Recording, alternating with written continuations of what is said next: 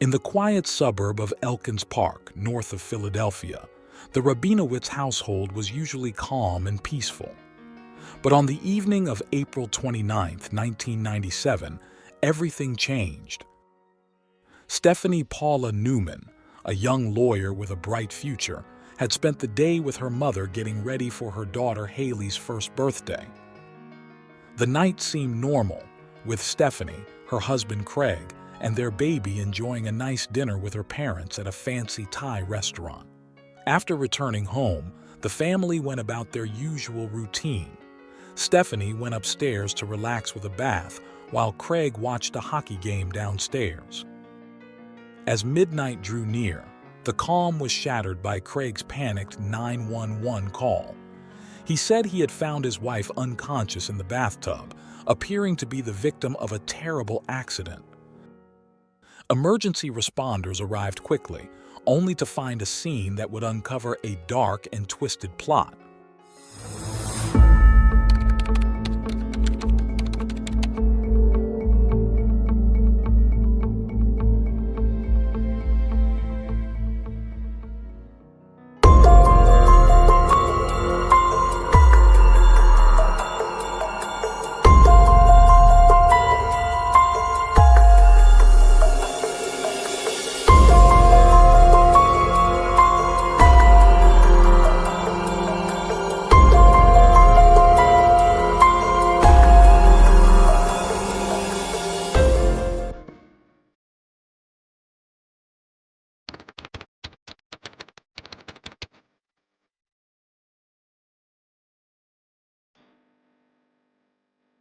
Stephanie Newman was born on June 3, 1967, in Montgomery County, Pennsylvania. Stephanie grew up in a Jewish family led by her parents, Louis Herman Newman and his wife Annie. She had two siblings. Philadelphia is known for its significant historical, cultural, and artistic contributions, a quieter life away from the city's hustle and bustle. Stephanie was raised in Elkins Park, a suburb north of Philadelphia, where she quickly showed herself to be both beautiful and intelligent. At a young age, she began studying the Torah, the compilation of books that contain Jewish law and heritage, and she performed public readings, which require very specific intonations. Stephanie was active, extroverted, and sociable, never one to stay still, according to those close to her.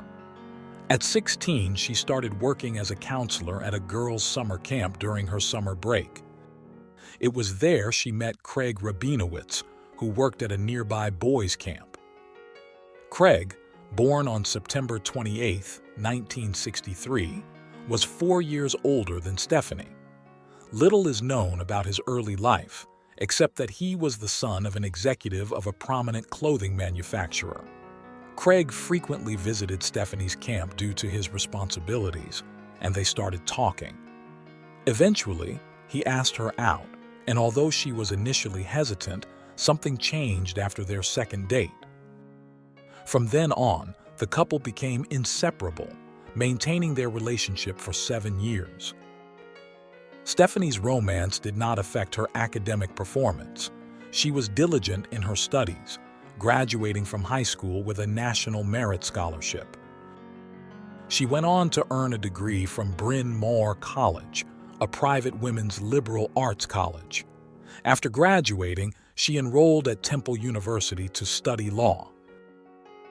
Craig finished high school as an average student, excelling in sports like ice hockey and baseball. He also attended Temple University but dropped out after his first semester. After their long courtship, Stephanie and Craig married in June 1990. With the help of Stephanie's parents, they moved into an apartment. Stephanie's new role as a wife did not hinder her academic pursuits, and she graduated from law school in 1992 with excellent grades. Around the same time, Craig and a friend started a company called C&C Vending, which imported latex gloves for medical use from Malaysia. The company made a few sales before dissolving, but Craig continued in the same business, registering a new company called C&C Supplies. He explained to his in-laws and friends that he would import containers of gloves from Malaysia to sell wholesale, estimating a 33% profit margin. To maximize profits, he needed $88,000 to import 4 containers. The figures he presented were impressive, and he easily convinced Stephanie's parents and one of her brothers to invest in the business, as well as some of his friends. While Craig seemed headed for success, Stephanie was also making strides.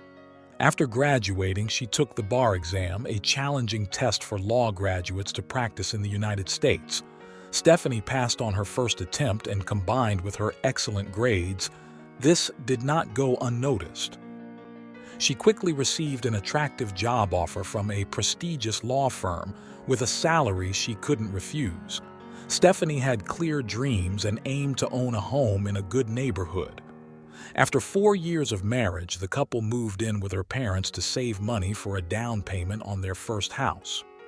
This dream came true when they moved into a cozy 2-story home in Marion, on Philadelphia's Main Line.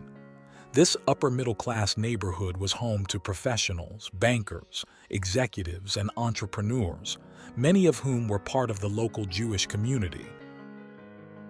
With a new life goal achieved, Stephanie's dreams were nearly complete, needing only a child to crown them. It wasn't long before this wish came true with the arrival of a healthy and beautiful baby girl named Haley Sarah Rabinowitz. To everyone, they seemed like the perfect family. Stephanie, a promising lawyer with a rising career, Craig, a businessman owning an import company, and their lovely daughter completing the picture. Neighbors had no complaints, often seeing Craig strolling around with Haley in her stroller. The perfect life, however, was short-lived. As we often see, perfect lives rarely exist, and what appeared to be Stephanie's dream fulfillment soon came to an end. On Tuesday, April 29, 1997, Stephanie and her mother went out in the morning to shop for Haley's first birthday preparations. That evening, Craig, Stephanie, and the baby had dinner at a luxurious Thai restaurant with Stephanie's parents, Lua and Annie. After a delightful meal, they all returned home, with some accounts suggesting everyone went to Craig's house. Upon arrival, Craig mentioned he had too much coffee and felt jittery, so he decided to take Haley for a walk in her stroller. When he returned, his in-laws had already left. After putting Haley to bed, Stephanie and Craig had a beer in the living room before Stephanie went upstairs to take a bath. Meanwhile, Craig stayed downstairs watching a hockey game featuring the local team, the Flyers. Around midnight on April 29, 1997, Craig made a frantic 911 call, reporting an accident. He claimed his wife had fallen in the bathtub, and he found her unconscious and couldn't revive her.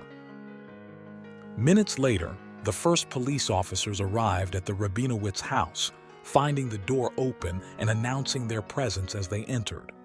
They heard Craig's shouts from upstairs and found him holding Stephanie's head above water while her body was submerged in the bathtub. The officers helped lift Stephanie from the tub and attempted resuscitation, trying to restore her consciousness. The commotion woke Haley, who began to cry, and the police told Craig to attend to her.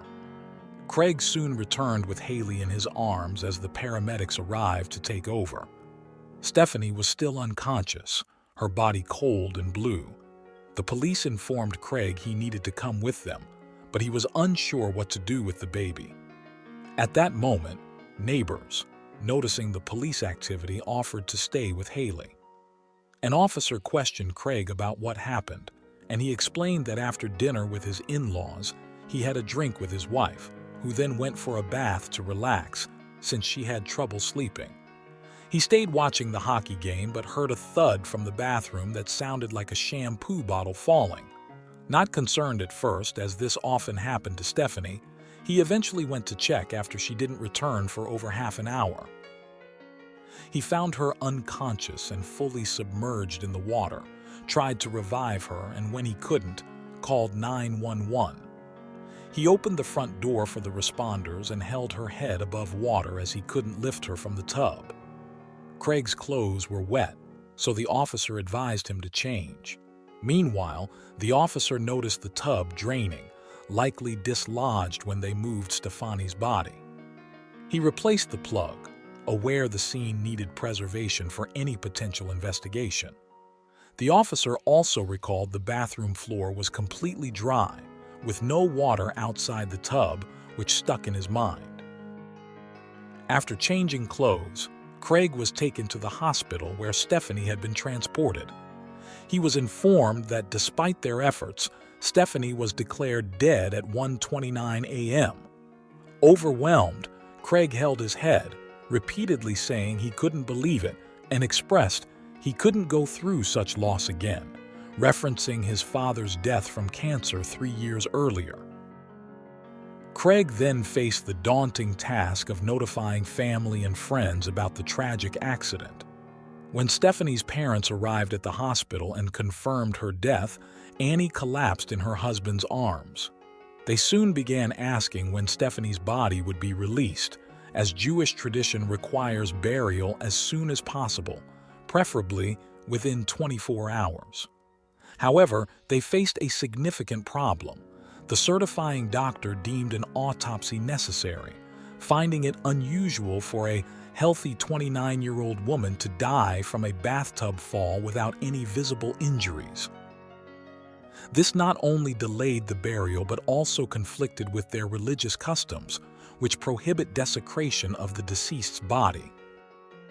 Additionally, this delayed the period known as Shiva, the 7-day mourning period observed by family members who stay at home, refrain from any form of entertainment, and even cover mirrors to show they are not concerned with their physical appearance.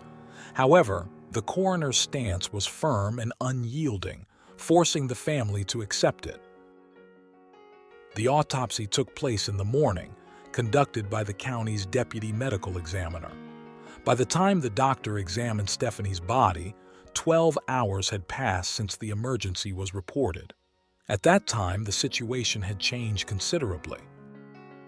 The experienced coroner first noticed petechial hemorrhages, small red spots that appear when tiny blood vessels bleed internally. These can be caused by certain illnesses, prolonged effort, medication, or criminal actions like asphyxiation. In Stephanie's case, petechiae were present around her eyes, and that wasn't all her body revealed. As time passed, deep bruises became visible on both sides of her neck and under her jaw. Additionally, she had bruises on her arms and legs, particularly around her knees and elbows. These injuries were difficult to explain as the result of a simple fall in the bathtub.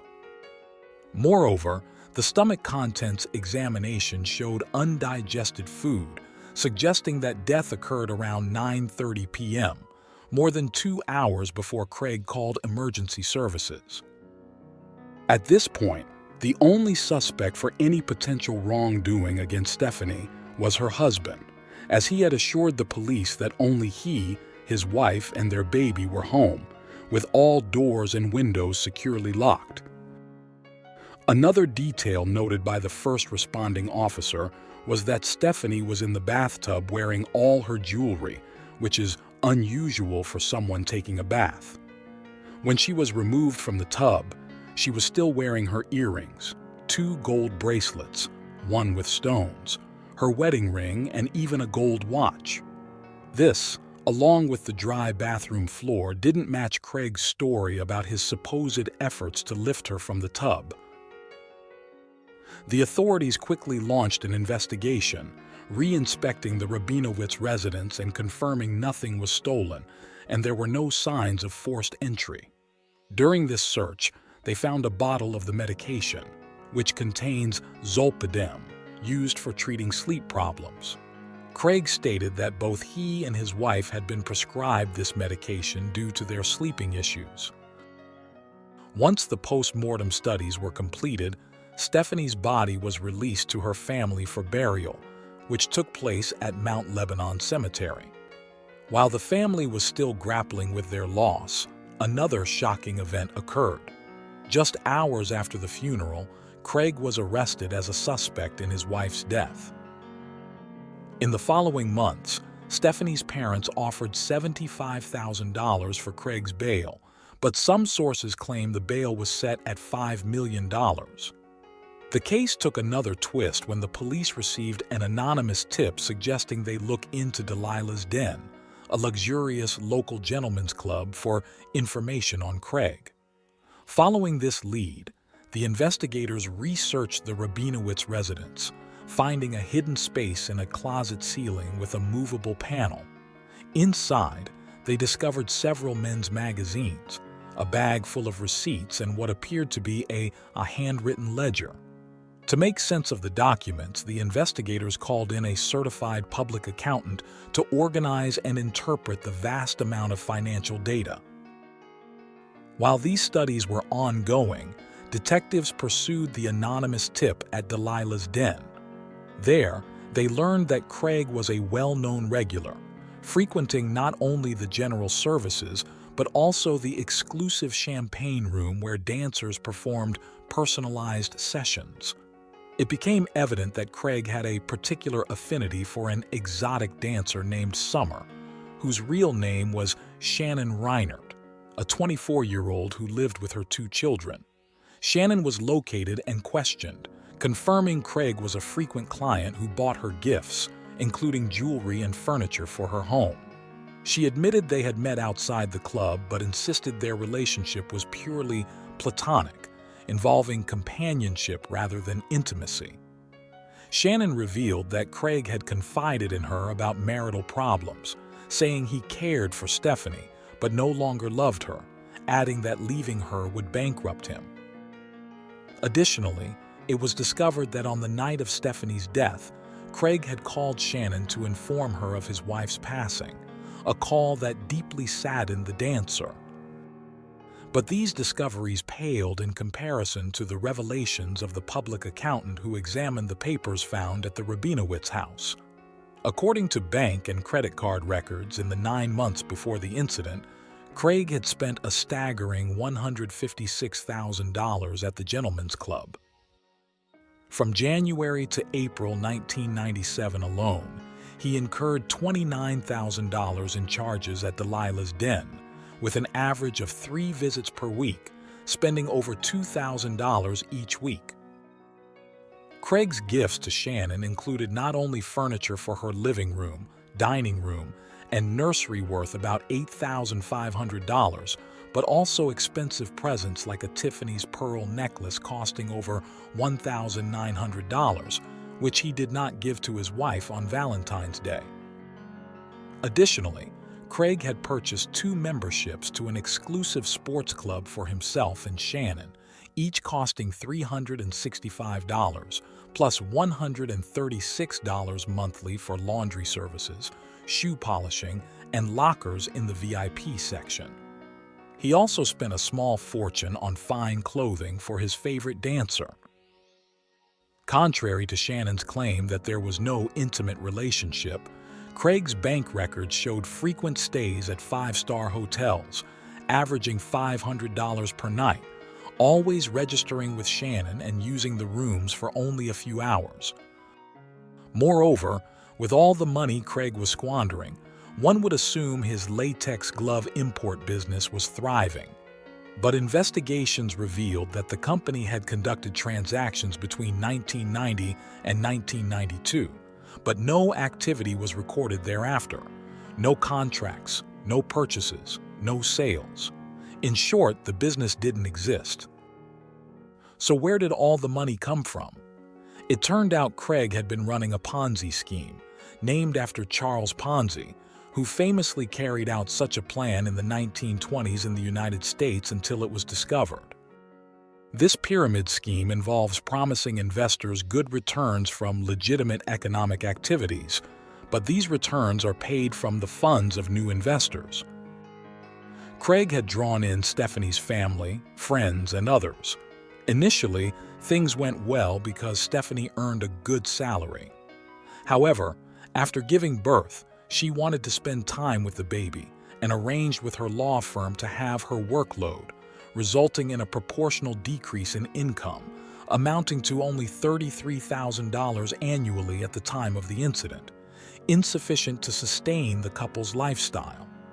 This also made Craig's lavish tastes and financial maneuvers unsustainable.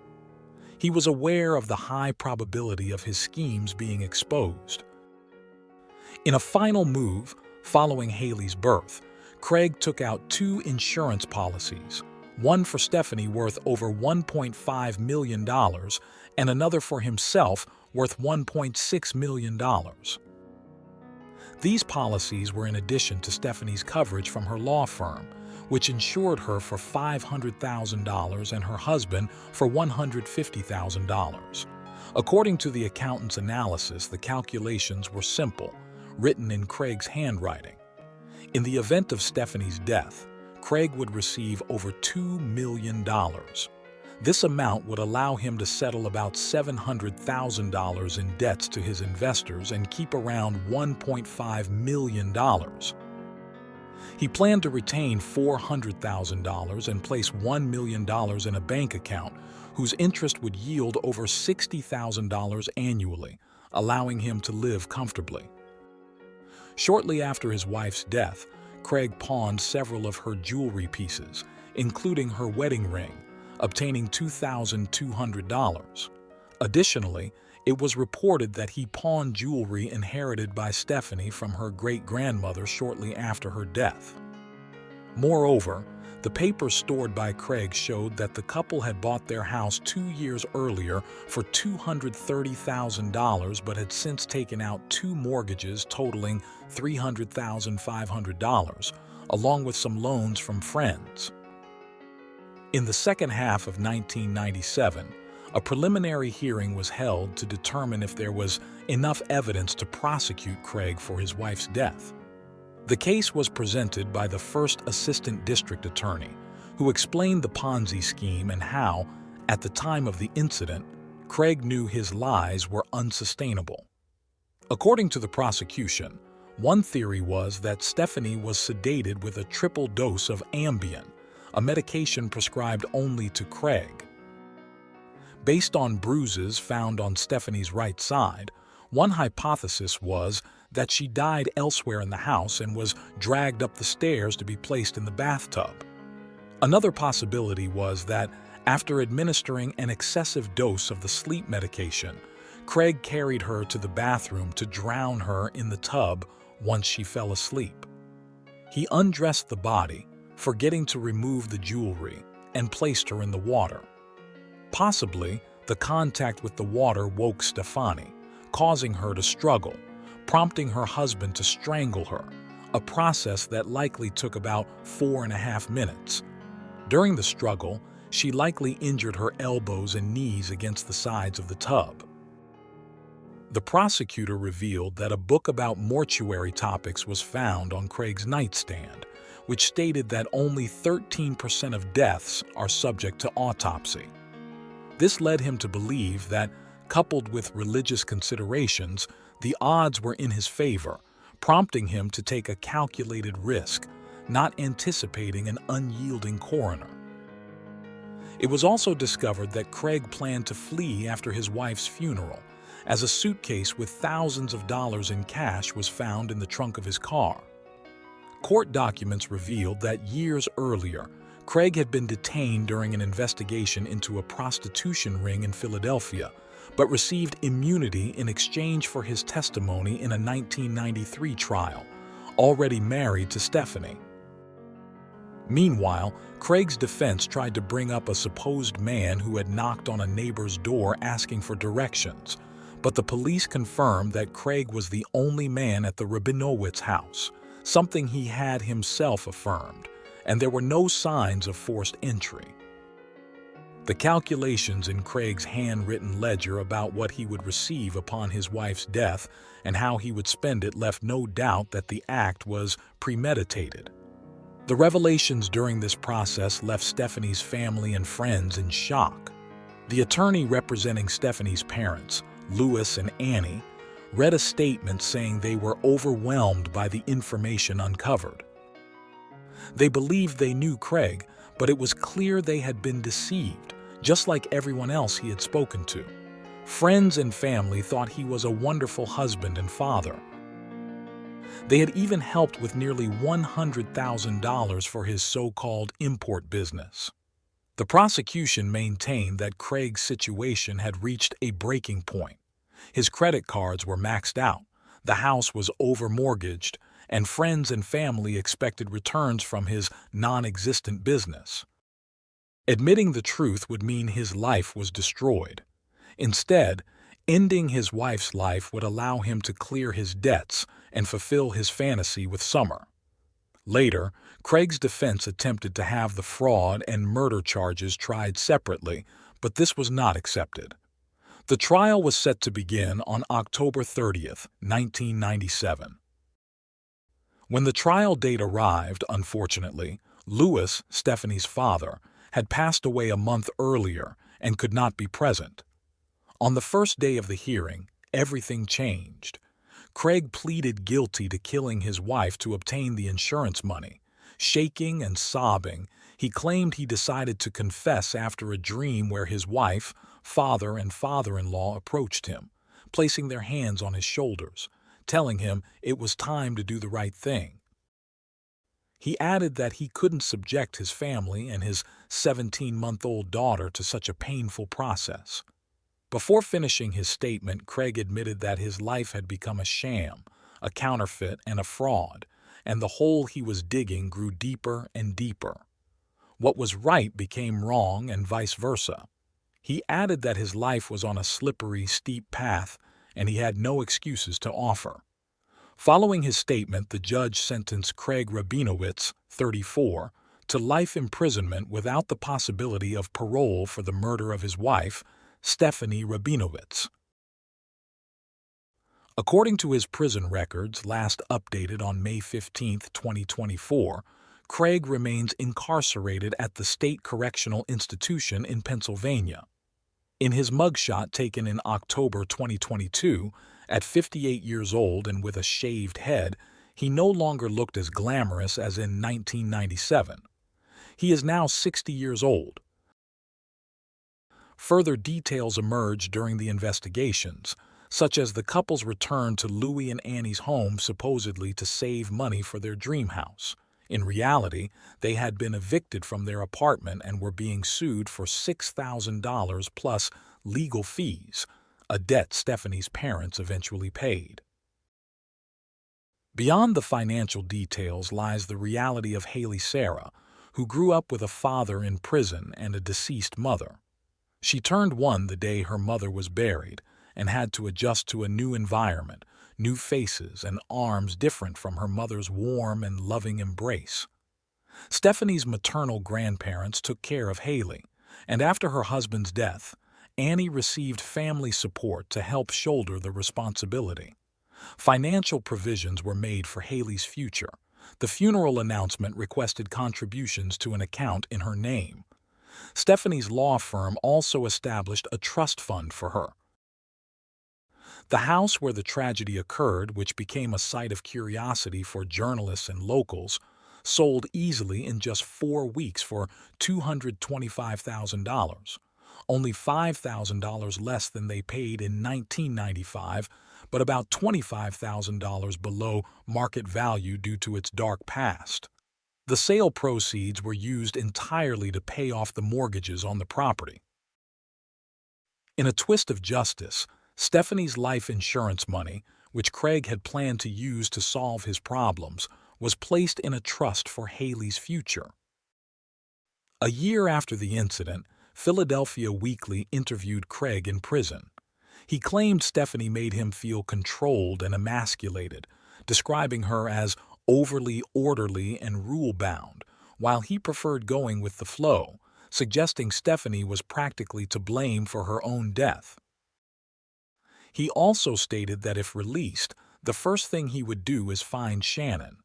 However, it seemed Shannon did not share his passion, as he reportedly wrote to her several times without receiving a response. Despite everything, It is clear that Stephanie was a wonderful, intelligent young woman who dreamed of marrying a good partner, having a home, and raising a baby. Yet Craig's selfishness, ambition, and lust turned these dreams into a nightmare, not just for Stephanie's loved ones, but also for their own daughter.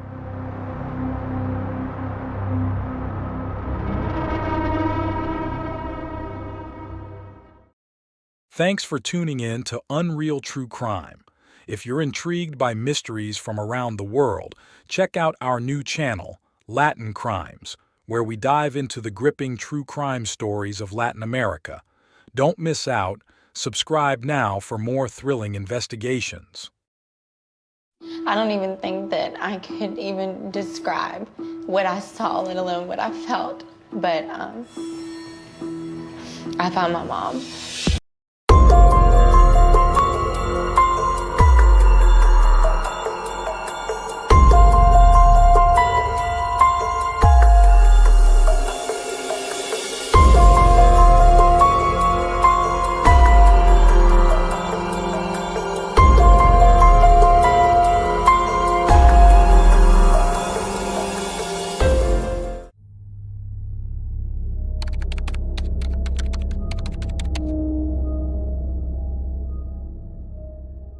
Jennifer Jackson was born on November 10, 1965, in Tennessee, USA. While details about her parents remain unknown, it is known that she had two sisters, Cindy and Grace, and a half-brother named Eric. Information about her life started becoming available around 1980, and she was consistently described as a kind-hearted person. At around the age of 15, Jennifer moved to Memphis to live with her aunt and uncle.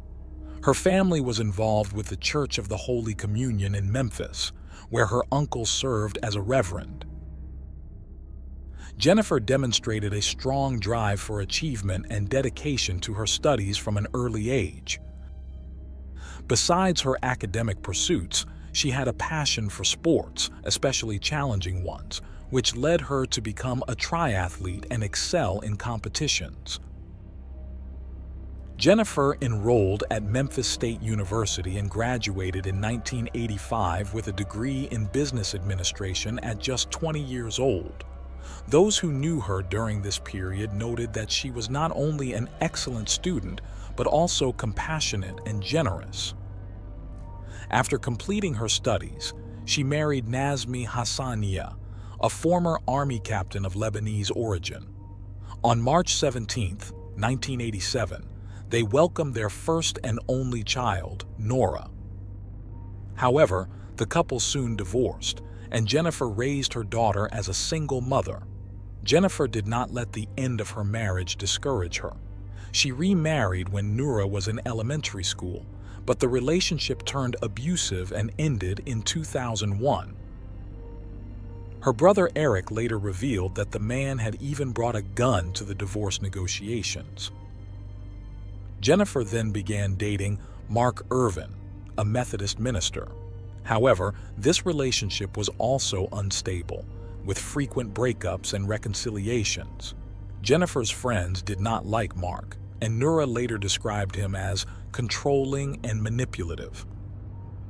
Jennifer and Nora lived in a beautiful house in the Memphis suburbs. Jennifer worked as an investment banker at SunTrust Capital Markets, where she was very successful and earned a salary that allowed her to comfortably support her small family. During this time, Nazmi reappeared in their lives. Despite having been absent during Nora's early years, Nazmi attempted to mend their relationship when she reached her teenage years. Nazmi owned a convenience store and also ran a limousine business. Although everything seemed legitimate on the surface, a tragic event brought his activities under scrutiny by the authorities. On the night of January 26, 2004, an unidentified man entered Nazmi's store with the intent to rob it. Nazmi apparently resisted, and the robber shot him, causing his immediate death. When the police were notified, they arrived at the scene, initially believing it was a robbery gone wrong. However, certain elements led them to suspect that it was a planned attack by someone who knew Nazmi well. Upon reviewing the security camera footage, detectives saw the assailant not only stealing cash from the register, but also entering Nazmi's office, seemingly searching for something specific beyond just money. The convenience store was located across from a strip club, and its patrons frequently used Nazmi's limousine services. Rumors soon emerged that Nazmi rented his limousines for questionable activities and possessed compromising video evidence of clients. Given this information, authorities theorized that the attacker was looking for those videotapes and that Nazmi's murder had a deeper motive than simple robbery. It was also speculated that the incident might be connected to the Mexican drug cartel, Los Zetas. However, no concrete evidence emerged to identify the attacker, and the case eventually went cold. At the time of her father's death, Nura was 16 years old. The impact of his passing seemed minimal, as her mother had always been her primary support. Observers noted the close relationship between Jennifer and Nura. Jennifer was devoted to pleasing and indulging her daughter, and Nura confirmed they had an open line of communication, keeping no secrets from each other. However, Nura was a rebellious teenager, unlike her studious mother. By 2005, Nora was enrolled in the Gateway Homeschool program due to her struggles in formal education. She had previously attended various public and private schools, facing numerous issues. At 18, she was still in the 11th grade, typically for students aged 16. This was a constant concern for Jennifer, leading to frequent arguments about Nura's future. At one point, Nura expressed a desire to join the military instead of continuing her education. Nura often partied, used drugs and alcohol, and skipped classes. She wanted to be independent, and Jennifer was struggling to discipline her. As a single mother, Jennifer found it challenging to manage her daughter's behavior. By mid-2005, she decided to take serious action to address Nura's misconduct. She gave Nura an ultimatum. If she didn't start behaving and showing dedication to her studies, she would be sent to a boarding school. This, of course, led to more arguments and tension between the two. However, any quarrel between mother and daughter would pale in comparison to the tragedy that was about to strike the family. On June 4, 2005, Jennifer attended a wedding while Nura spent the afternoon getting a manicure in preparation for her evening plans. She first went to an Italian festival with her boyfriend and friends, then spent the night partying, as was her habit. Recently, she had argued with Jennifer, and after consuming alcohol and cannabis, Nura vented to her friends, complaining about her mother and using derogatory language to describe her. According to her friends, Nura left the party around midnight. After driving for a while and stopping at a gas station to buy cigarettes, she arrived home around 5 a.m. Jennifer should have been home from the wedding for several hours by then and likely sleeping peacefully. However, on her way to her room, Nura noticed her mother's bedroom door was open and the bathroom light was on, which was unusual. Upon entering the room, she discovered a horrifying scene. Jennifer was lying at the foot of the bed, completely naked and covered in blood. Initially, Nura tried to find a pulse and shook her mother repeatedly, trying to get a response. When there was no reaction, she ran to her neighbor for help, telling him someone had broken into their house and her mother was bleeding. The neighbor grabbed his gun and went back with Nura to the house. Once there, Nora called 911, telling the operator the same thing she had told her neighbor. Distressed and crying, she repeatedly asked for an ambulance to be sent. Unfortunately, there was no way to save Jennifer. Authorities arrived at the scene around 5:15 a.m. on June 5th. The first thing they noticed in the room now a crime scene, was that Jennifer had been repeatedly attacked with a sharp weapon, and her head was covered with a wicker basket. Despite being naked, there were no apparent signs of sexual assault, although this would need to be confirmed by the forensic examiner. The level of violence used in the fatal attack indicated a significant amount of rage towards the victim. Combined with the fact that her face had been covered, authorities suspected that the attacker knew Jennifer. The crime appeared to be deeply personal. Authorities estimated Jennifer's time of death to be between 1 and 3 a.m. The chief medical examiner of Shelby County determined that Jennifer had died from multiple stab and puncture wounds, 50 in total, distributed across her chest, abdomen, back, neck, and arms. He concluded that 2 different knives might have been used, or it could have been a single weapon with both a sharp and serrated edge. He also found defensive wounds on Jennifer's hands and a recent contusion on the left side of her head caused by a blunt object. Sexual assault was ruled out. During their search of the house, police noticed broken glass in the kitchen from a door leading to the garage. However, the glass appeared to have been broken from the inside, aligned with a lock visible only from inside the house. Additionally, the exterior doors to the garage were locked, suggesting the scene might have been staged. They canvassed the neighborhood, interviewing residents, but no one had seen an intruder that night. The first suspect was Mark, Jennifer's on and off boyfriend. The detectives discovered that Mark had called Jennifer the night of her murder. During questioning, Mark claimed he was asleep at his home in Jackson, Tennessee, 90 minutes away from Jennifer's house, at the time of the crime. Despite this alibi, his repeated follow-up calls to the police for updates on the case aroused suspicion. However, further interrogation confirmed he had no involvement in the events of June 5th. With Mark ruled out, police turned their attention to another possible suspect, Noura. In her interview with the detectives, Noura recounted her activities that night, saying she had driven around after leaving the party. What she didn't mention was that she had stopped at a nearby Walgreens to buy first aid supplies. The police discovered this after finding a bag with these items in Noura's car. She had purchased bandages, peroxide, and other items typically used to treat a cut. Previously, authorities had noticed Noura had a bandaged hand, which she explained as a cut from a broken beer bottle at the Italian festival. Security videos from Walgreens showed Noura purchasing the items around 4 in the morning, and she admitted they were for treating a cut she had sustained. However, authorities were skeptical of her story, as the video suggested the cut was fresh, not several hours old.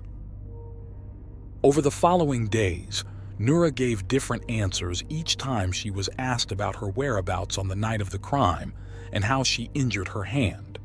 On June 8, 2005, Noura was admitted to a facility in the Memphis area known for treating mental health and substance abuse issues. While she was hospitalized, her mother's funeral took place.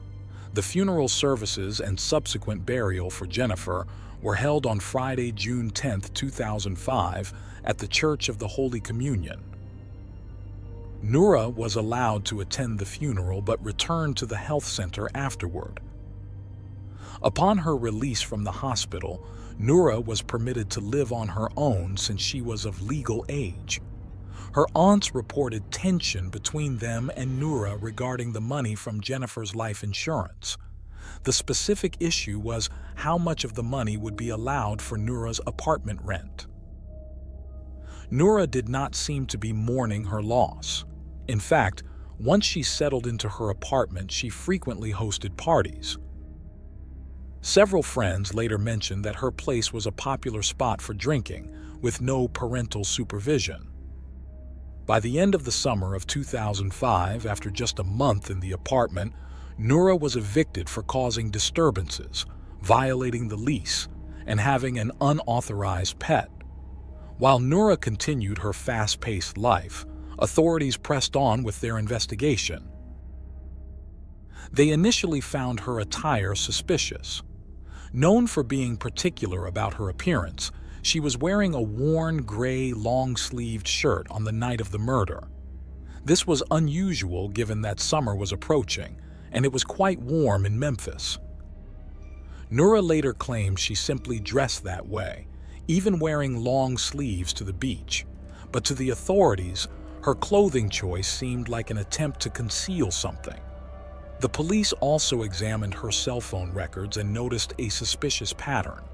Noura was typically glued to her phone, but on the night of the murder, between 1 and 3 in the morning, there was no activity at all.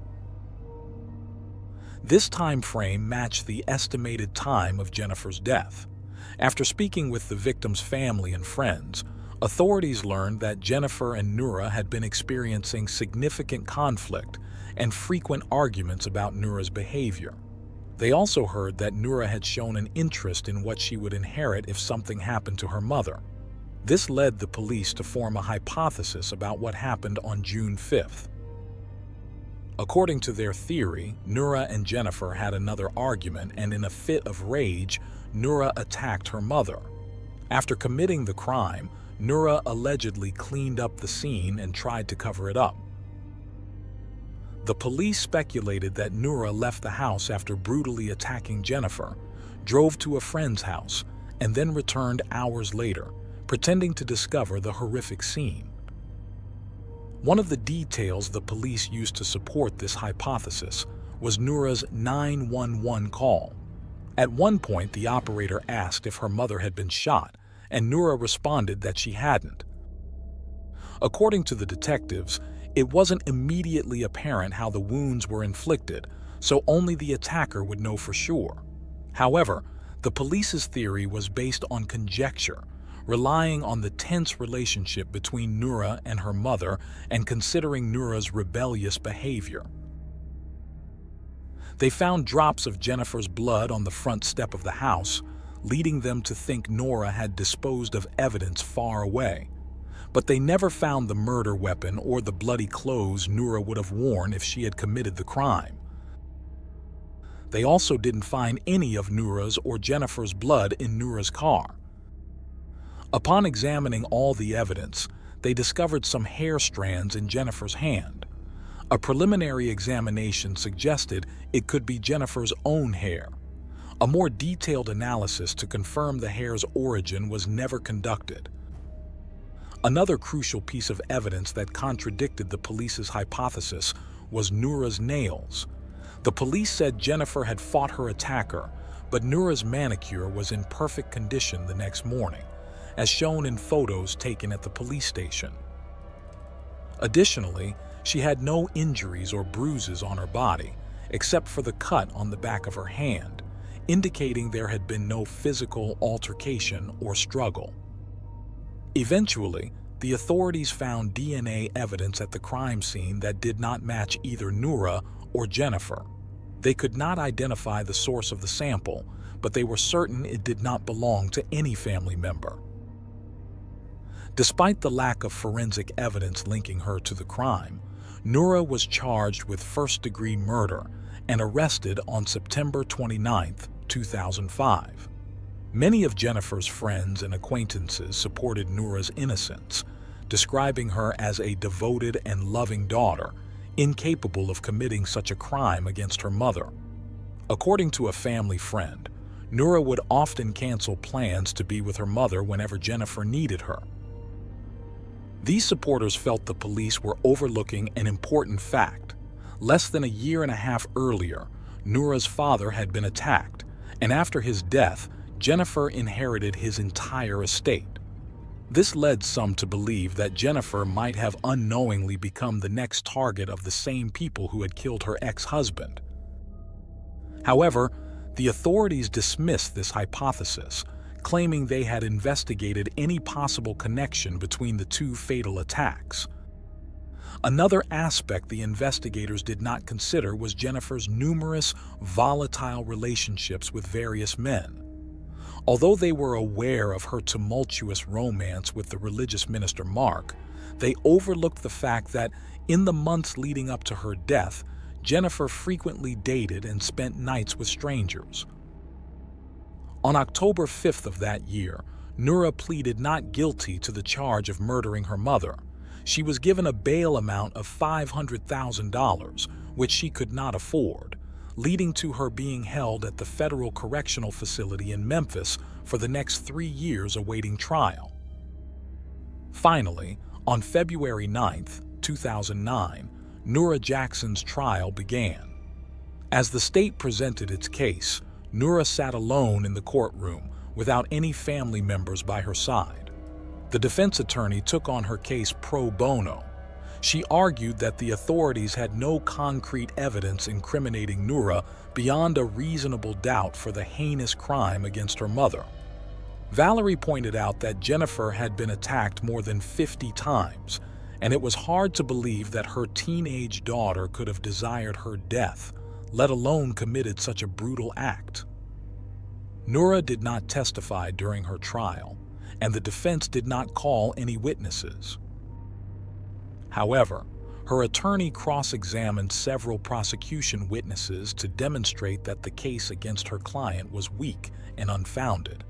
The prosecution's DNA expert testified that neither Nura's blood nor DNA was found at the crime scene. He also confirmed that the authorities had not conducted tests on the hair found in Jennifer's hands. The defense attorney insisted that forensic evidence did not lie, and nothing at the crime scene implicated Nura. She also criticized the crime scene investigator, suggesting he had overlooked evidence pointing to another person. She highlighted a cat that appeared in some photos, implying there were other overlooked details in the investigation. Nura's pet cat had roamed freely around the crime scene during the investigation, potentially compromising the integrity of the collected evidence. The prosecution called several of the accused and victims' family members and friends to testify. A friend of Nura testified that around 1 a.m. on June 5, 2005, she received a call from the Jackson house phone, followed seconds later by a call from Nura's cell phone. Another friend testified that the night before Jennifer's murder, Nura had spoken ill of her mother, saying she should go to hell. A third friend told the jury that Nura called him between 4 and 5 a.m. on the night of the crime, asking him to meet her at her house. He was the only witness to definitively place Nura at the crime scene before the discovery of the body and the 911 call. The prosecution asked all of Nura's friends if they had noticed any cuts or bandages on her hands during the parties she attended before returning home, and they all said no. However, one friend mentioned during cross-examination that Nura had asked for a Band-Aid at the party on Saturday night. The neighbor Nura sought help from also testified. He recounted the events of that morning and noted it was strange that Nura entered the house ahead of him, even though he was armed and she was visibly scared of a potential intruder. Pastor Mark Irwin testified that he and Jennifer were not together at the time of the crime and that their breakup had been mutual. He reiterated that he was asleep at his home, 90 minutes away from the crime scene during the incident. He admitted to calling Jennifer but hung up before she could answer, realizing it was too late to be calling. One of Nura's aunts testified for the prosecution, mentioning a heated argument between Jennifer and Nura about Nura's drug use and partying lifestyle just a week before the murder. Nura's uncle also testified, discussing Nura's supposed interest in Jennifer's life insurance policy. Nura later said this statement hurt the most, as she loved her uncle dearly. After questioning 45 witnesses over 9 days, the prosecution rested. During closing arguments, the defense accused the authorities of conducting an incompetent investigation and urged the jury to prioritize forensic evidence over circumstantial evidence. However, on February 21, 2009, After 9 hours of deliberation, the jury found Noura guilty of second-degree murder, a lesser charge than initially brought but still severe for a young woman who maintained her innocence. But the story was far from over. On February 26th, 5 days after the verdict and a month before the sentencing hearing, the prosecution submitted a state notice regarding the omission of a statement related to the testimony of Andrew Hammack, the friend who had placed Noura at the crime scene between 4 and 5 a.m. Attached to this notice was a copy of Andrew's third statement. This was a handwritten note he had given to the police on June 13, 2005, approximately a week after his first 2 statements. In this third statement, written on the back of a letter addressed to one of his roommates, Andrew recounted a completely different version of events from the early hours of June 5th. He remembered going out with 3 friends and meeting another at a cinema near Noura's house. After leaving there, they went to a party, and during this time, Noura called one of the young men's phones looking for Andrew, as he had left his phone elsewhere. Andrew said they stayed at the party for a while but left when one of their friends tried to start a fight. He mentioned they had taken ecstasy. Around 3:57 a.m., Andrew and another friend wanted to go to a strip club. They stopped for gas and eventually decided to go home. Shortly after, they fell asleep. Noura's defense team filed a motion for a new trial, citing numerous issues, including the state's failure to disclose Andrew's third statement, which they argued violated her right to a fair trial. The trial court denied Noura's request for a new trial, and on March 27, 2009, she was sentenced to 20 years and 9 months in prison. However, her legal team did not stop fighting for justice. In 2012, they filed a motion with the Court of Criminal Appeals, which again ruled in favor of the prosecution, upholding Noura's conviction and sentence. Soon after, a new appeal was filed with the Tennessee Supreme Court. On August 22, 2014, after Noura had spent nearly a decade in prison, they finally secured approval for a new trial. According to the defense lawyer, this was the first case in Tennessee where a conviction was overturned due to 12 instances of constitutional misconduct. The court concluded that the prosecutor had violated a legal norm when she directly addressed Noura during her closing arguments, demanding that she tell the court exactly where she had been on the night of the crime. The first episode of misconduct and the second was that the prosecution withheld potentially exculpatory evidence from the defense by not disclosing Andrew's third statement, which contradicted his earlier testimony and statements. In January 2015, after a 5-month delay, the prosecution agreed to hand over Noura's case to the district attorney's office of a neighboring district. In May of that year, the new prosecutor offered Noura a deal, a reduced sentence if she pled guilty to manslaughter. On May 20th, Noura entered an Alford plea, where a defendant maintains their innocence but acknowledges that the prosecution has enough evidence to convict them. Although this meant that the true perpetrator who killed her mother would never be found, as Noura would be legally held responsible, she accepted the deal. By then, 28 years old, Noura said in later statements that she had lost faith in the judicial system. The new deal reduced her sentence to 15 years, but with time already served and good behavior credits, she would be released in just over a year.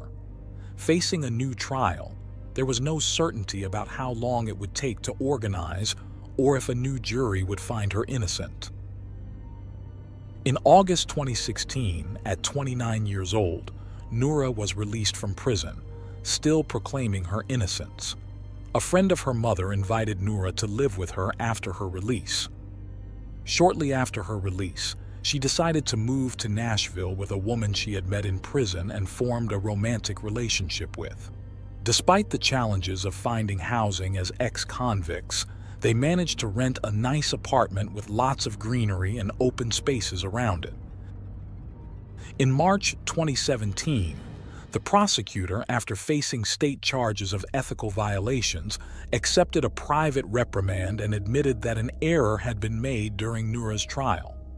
Meanwhile, the dispute between Noura and her family continued.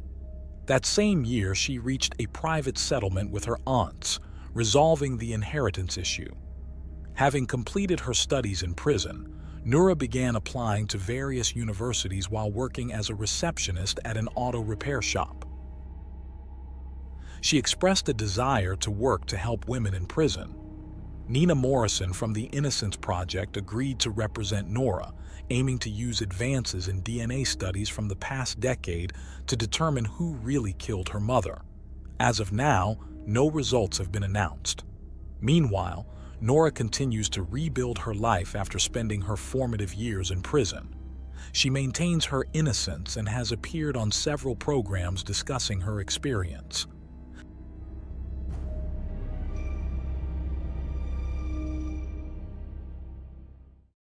Thanks for tuning in to Unreal True Crime.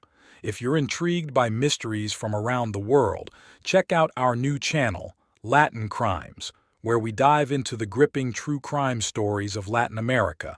Don't miss out. Subscribe now for more thrilling investigations.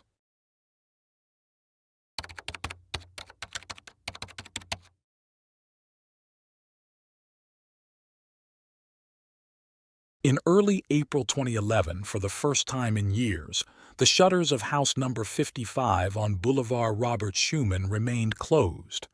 This house, located in a residential neighborhood of Nantes, France, belonged to the Dupont de Ligonnès family. The family comprised Xavier, Agnès, and their 4 teenage children. The unusual silence around the usually lively home caught the neighbors' attention. Typically filled with the sounds of the children and their 2 dogs, the sudden quiet was alarming. Known for keeping their shutters open even when on vacation, the closed shutters prompted the neighbors to alert the local police, fearing something might have happened. During an initial inspection, the officers found no trace of the family. However, it was on the 5th inspection that they made a horrific discovery.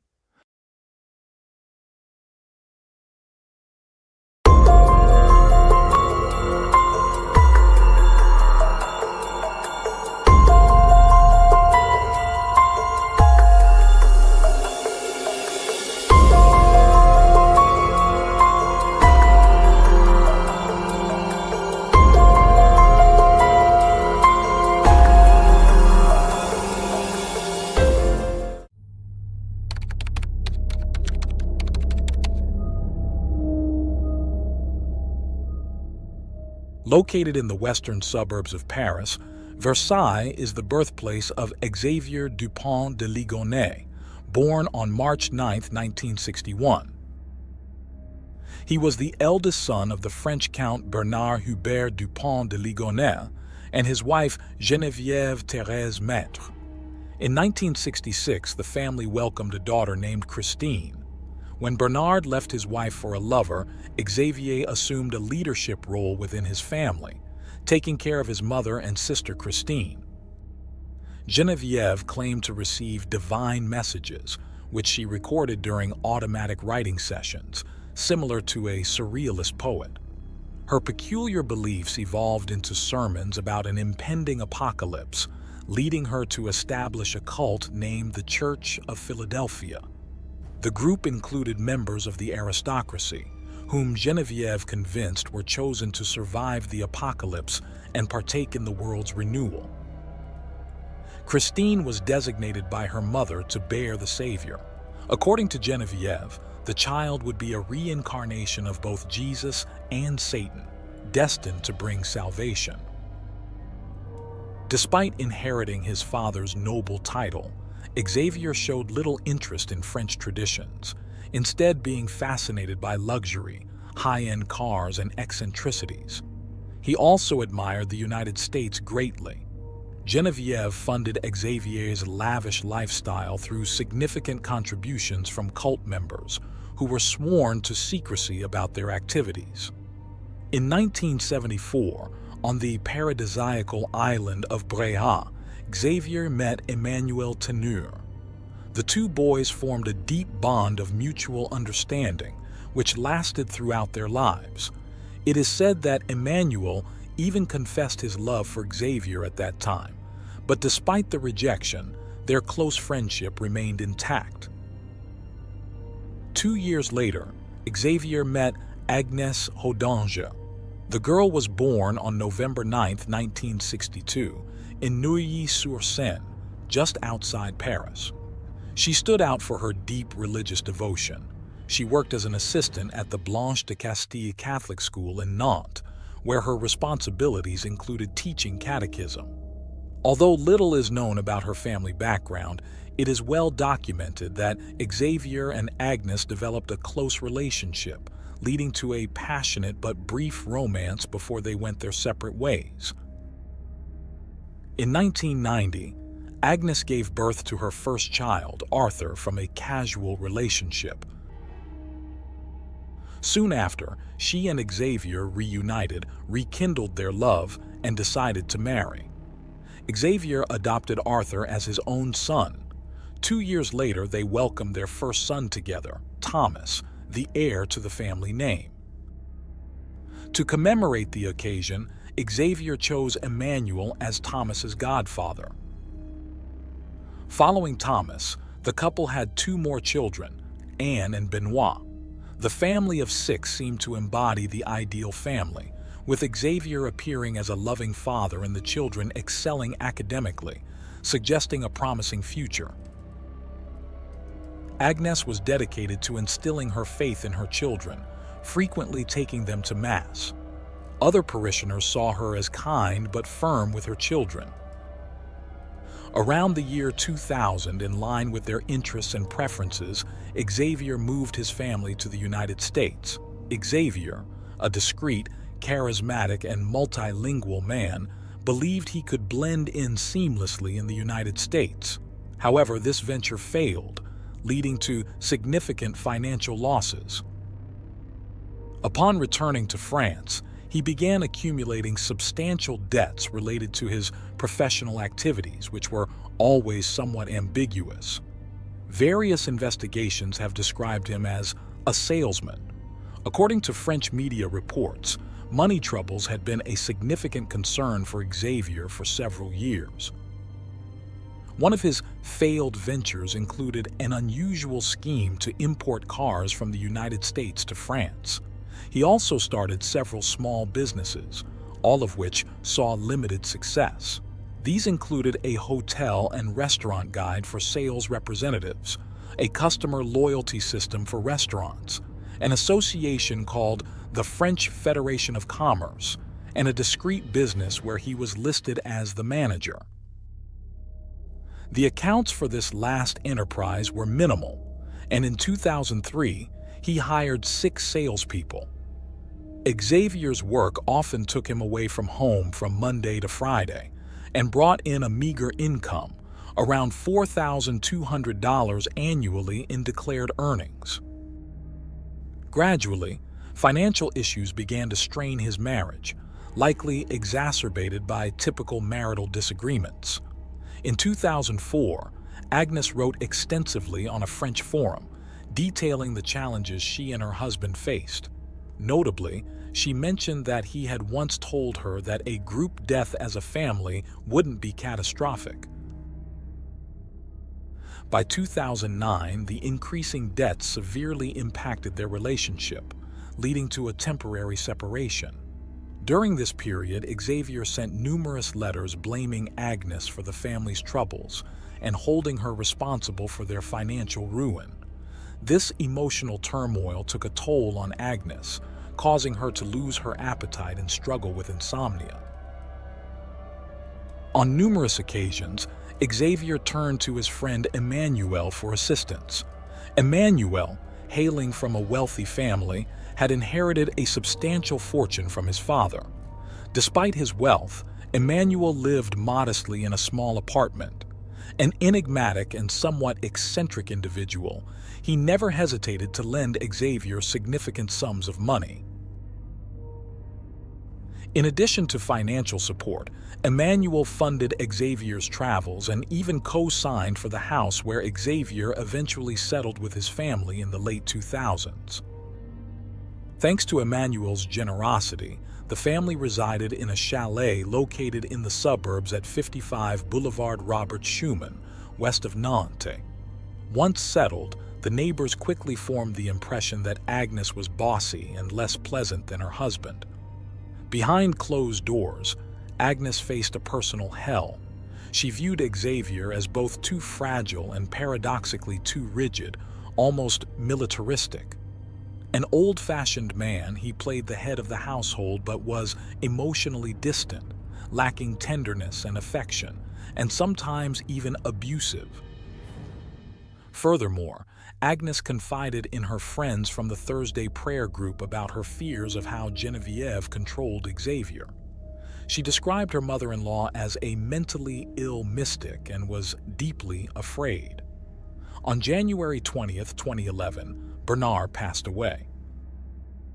Given the disparity between his lifestyle and financial difficulties, Xavier hoped his father's death would result in an inheritance. However, he was in for a shock. Upon delving into his father's estate, he found nothing substantial. All that remained were a few papers, a rifle, a card, a ring, and some cash, which Xavier promptly took. Within hours of Bernard's death, Xavier withdrew cash using his father's card. On February 2nd, he acquired a firearms license, and by March 12th, he had purchased a silencer for the rifle. During this period, he also bought quicklime. He practiced shooting the rifle in his garden, aiming at a balloon on a stand. Emmanuel, who was visiting, tried the rifle and saw nothing suspicious. Xavier explained that the silencer was to avoid disturbing the neighbors.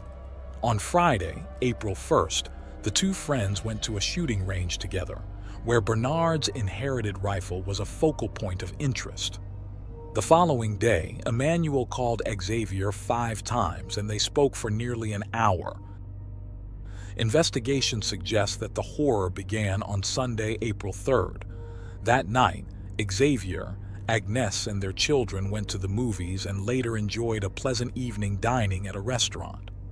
Everyone was present except for Thomas, who was studying at a Catholic university and lived in a nearby student hostel. After their night out, the family returned to their chalet where neighbors saw them and some family members even exchanged text messages with friends and acquaintances. Xavier messaged Christine, telling her about their dinner outing. The most accepted theory is that Xavier drugged his wife and children, waited until they were asleep, then shot them and buried them in the garden. He also did the same to the family's 2 Labrador dogs. Xavier's alibi was as macabre as his actions. On Monday morning, he began contacting people related to his family circle from as early as 6 a.m. He called Agnes's workplace to say she was sick and contacted the children's schools, claiming Arthur, Agnes's son from a previous relationship, had a motorcycle accident and that Anne and Benoit were ill. By midday, he sent a letter to the restaurant where Arthur worked, saying Arthur was resigning because his father had been transferred to Australia. He still had Thomas to deal with. On that same Monday, April 4th, Xavier contacted Thomas and had dinner with him at a restaurant near his university residence. After the meal, a tired Thomas returned to his room. The following day, Thomas received an urgent message from his father, claiming that Agnes had a bicycle accident and was in a mild coma at a hospital, prompting Thomas to travel immediately to Nantes. It is presumed that Xavier killed Thomas in the same manner as his siblings and mother. Later that evening, Emmanuel spoke with Xavier again, and this time they talked for just under 19 minutes. At midnight, a friend of Thomas received a message from him, stating he was home watching a movie with his father. Thomas was likely already dead by then. About an hour later, Xavier sent an email to Emmanuel, arranging to meet soon. Emmanuel replied, reminding Xavier that he had power of attorney and that the key was on the sailboat. Contrary to what one might expect, Xavier did not act discreetly. He went in and out of his house, even leaving a note on the door asking not to deliver any more mail. Instead of hiding, he withdrew cash from ATMs and his image was captured by security cameras. He paid with his credit cards at restaurants and stayed in hotels under his real name. As Xavier's perfect escape began, neighbors gradually noticed troubling signs. The once open windows of the chalet had been closed for days. The local children no longer saw the family's 4 children. The dogs barking had ceased, and Agnes hadn't returned to work. It was as if the earth had swallowed them whole. Piecing together the clues, the concerned neighbors contacted the authorities. Upon arrival, officers found a nearly empty refrigerator with only a few jars of preserves. They discovered a still damp mop in the kitchen, a chess set on the living room table, and guitars on a sofa. It seemed the Dupont de Ligonnès family had vanished. The scene was eerie. Beds were stripped of sheets, picture frames were empty, and closets had missing clothes. In the midst of the mystery, on April 9th, a letter surfaced, sent to family and friends. It claimed that Xavier had been hired by the U.S. Drug Enforcement Administration and that the family had to leave undercover as part of a witness protection program, explaining their sudden disappearance and lack of communication. Suspicion and worry grew among neighbors who felt there was something off about this story. Fearing for the family's lives, they urged authorities to investigate further. Meanwhile, Xavier embarked on a journey through southern France in his car. As the case gained media attention, more details from the past emerged. On April 15th, security cameras captured Xavier entering a small hotel near Cannes. He parked his car, took a bag, and disappeared into the nearby woods. This was the last confirmed sighting of him. Curiously, on that same day, Emmanuel called his mother, revealing long-held secrets. He was homosexual, alcoholic, and depressed. Responding to the neighbors' pleas and lack of leads, authorities revisited the family home. On April 21, 2011, a freshly disturbed patch of earth under a terrace caught an officer's attention. They soon uncovered a concrete slab and moments later made a grim discovery. The bodies of Agnes and her 4 children were found, wrapped in bags, each with 2 to 3 gunshot wounds and covered in religious symbols. They had been meticulously buried in burlap sacks with quicklime. The family's 2 Labradors were also found buried. Despite the thorough search, no traces of blood, fingerprints, or DNA were found. Xavier became the most wanted man in France, accused of the massacre. His face dominated the news, earning him titles such as the Most Wanted Man, the Nantes Killer, and the Face of Horror.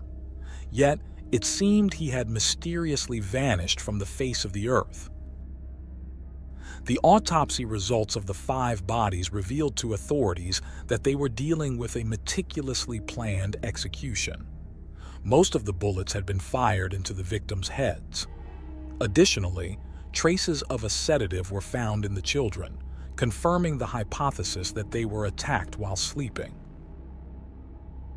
A startling detail emerged regarding Agnes. In the master bedroom, investigators found a device she used to manage her sleep apnea, which had stopped functioning at precisely 3:27 a.m. on April 4th.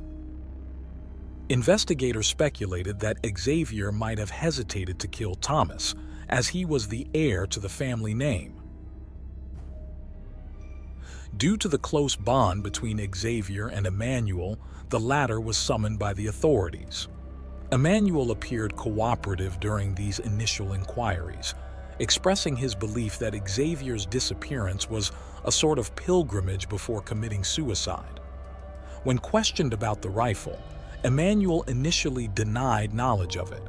However, deeper investigation into his life revealed inconsistencies, and authorities soon realized that he was not entirely who he claimed to be.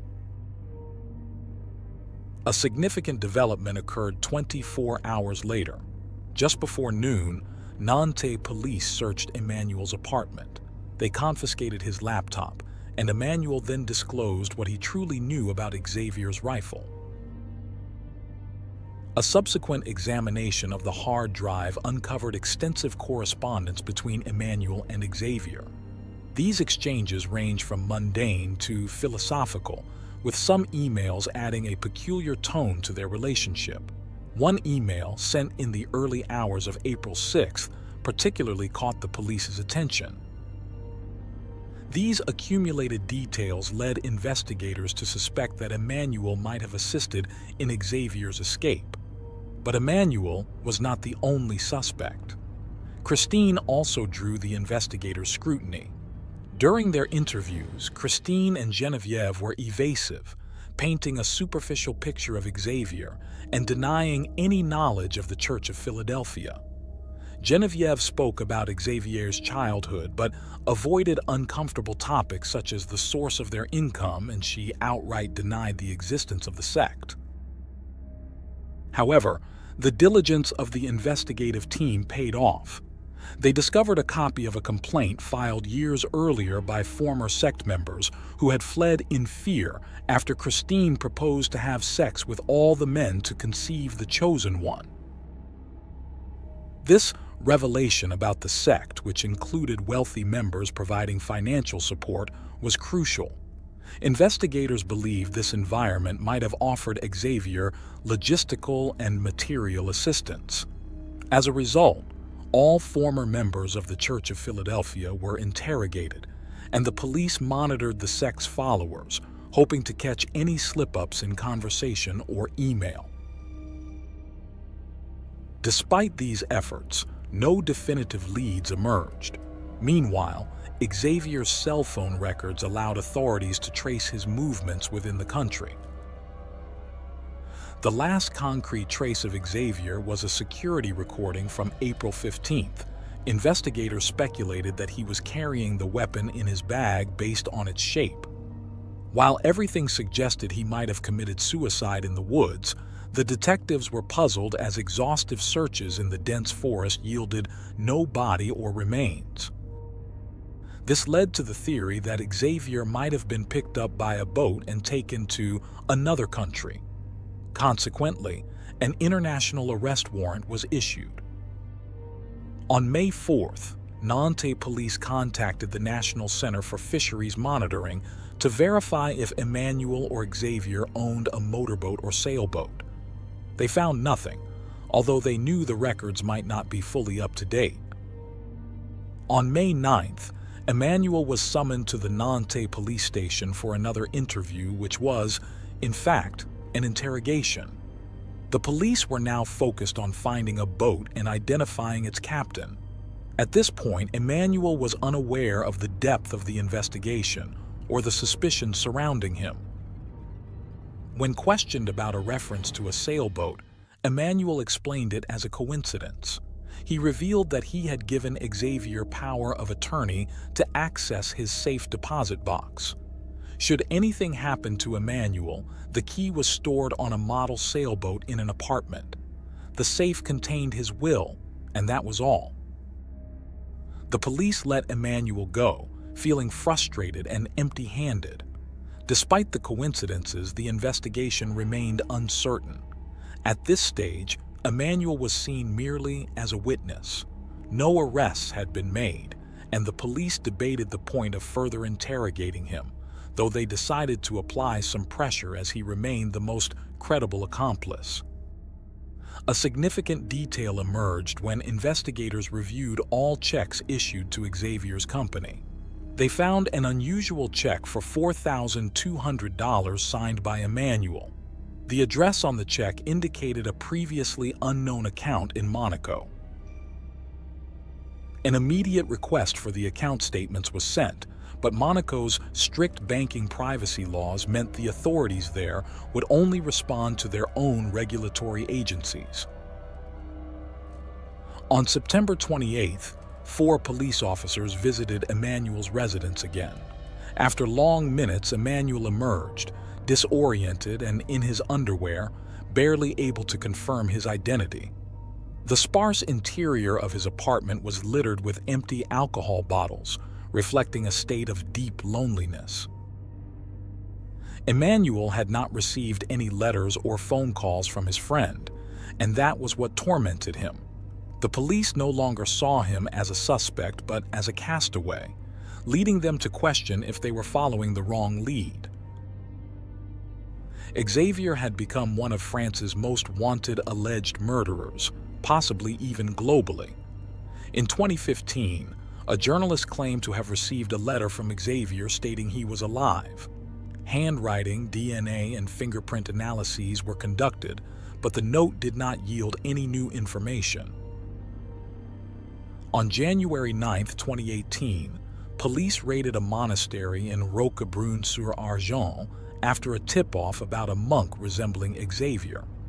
After 2 hours of intense searching, they determined it was a case of mistaken identity.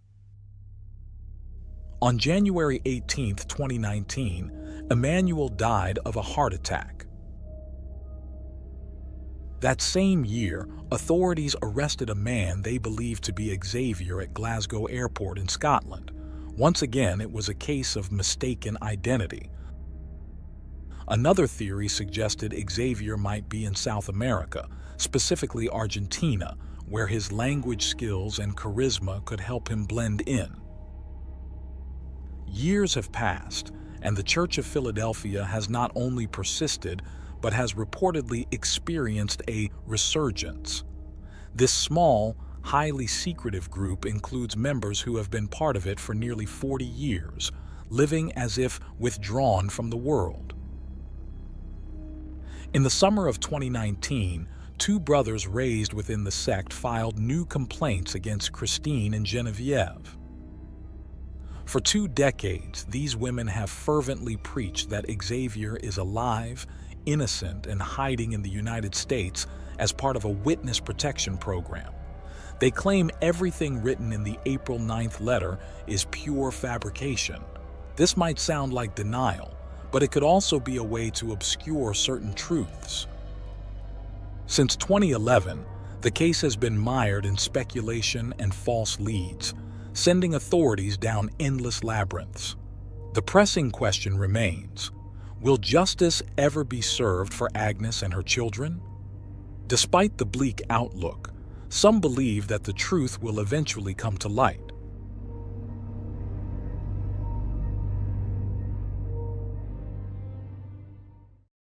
Thanks for tuning in to Unreal True Crime. If you're intrigued by mysteries from around the world, check out our new channel, Latin Crimes, where we dive into the gripping true crime stories of Latin America. Don't miss out. Subscribe now for more thrilling investigations. You smothered her laugh, you crushed her smile, and you left us with the nightmare of the unimaginable.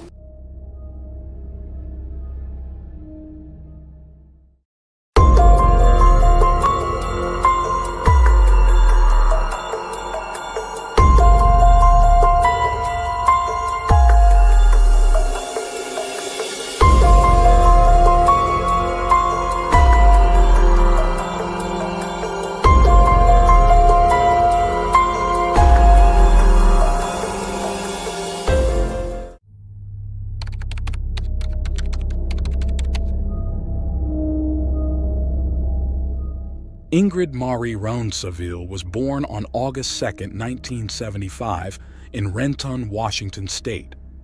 She was the only daughter of Yorga Bass, a devoted mother and her only known direct relative. Ingrid completed her high school education at Canyon del Oro High School in Tucson, Arizona, in 1993.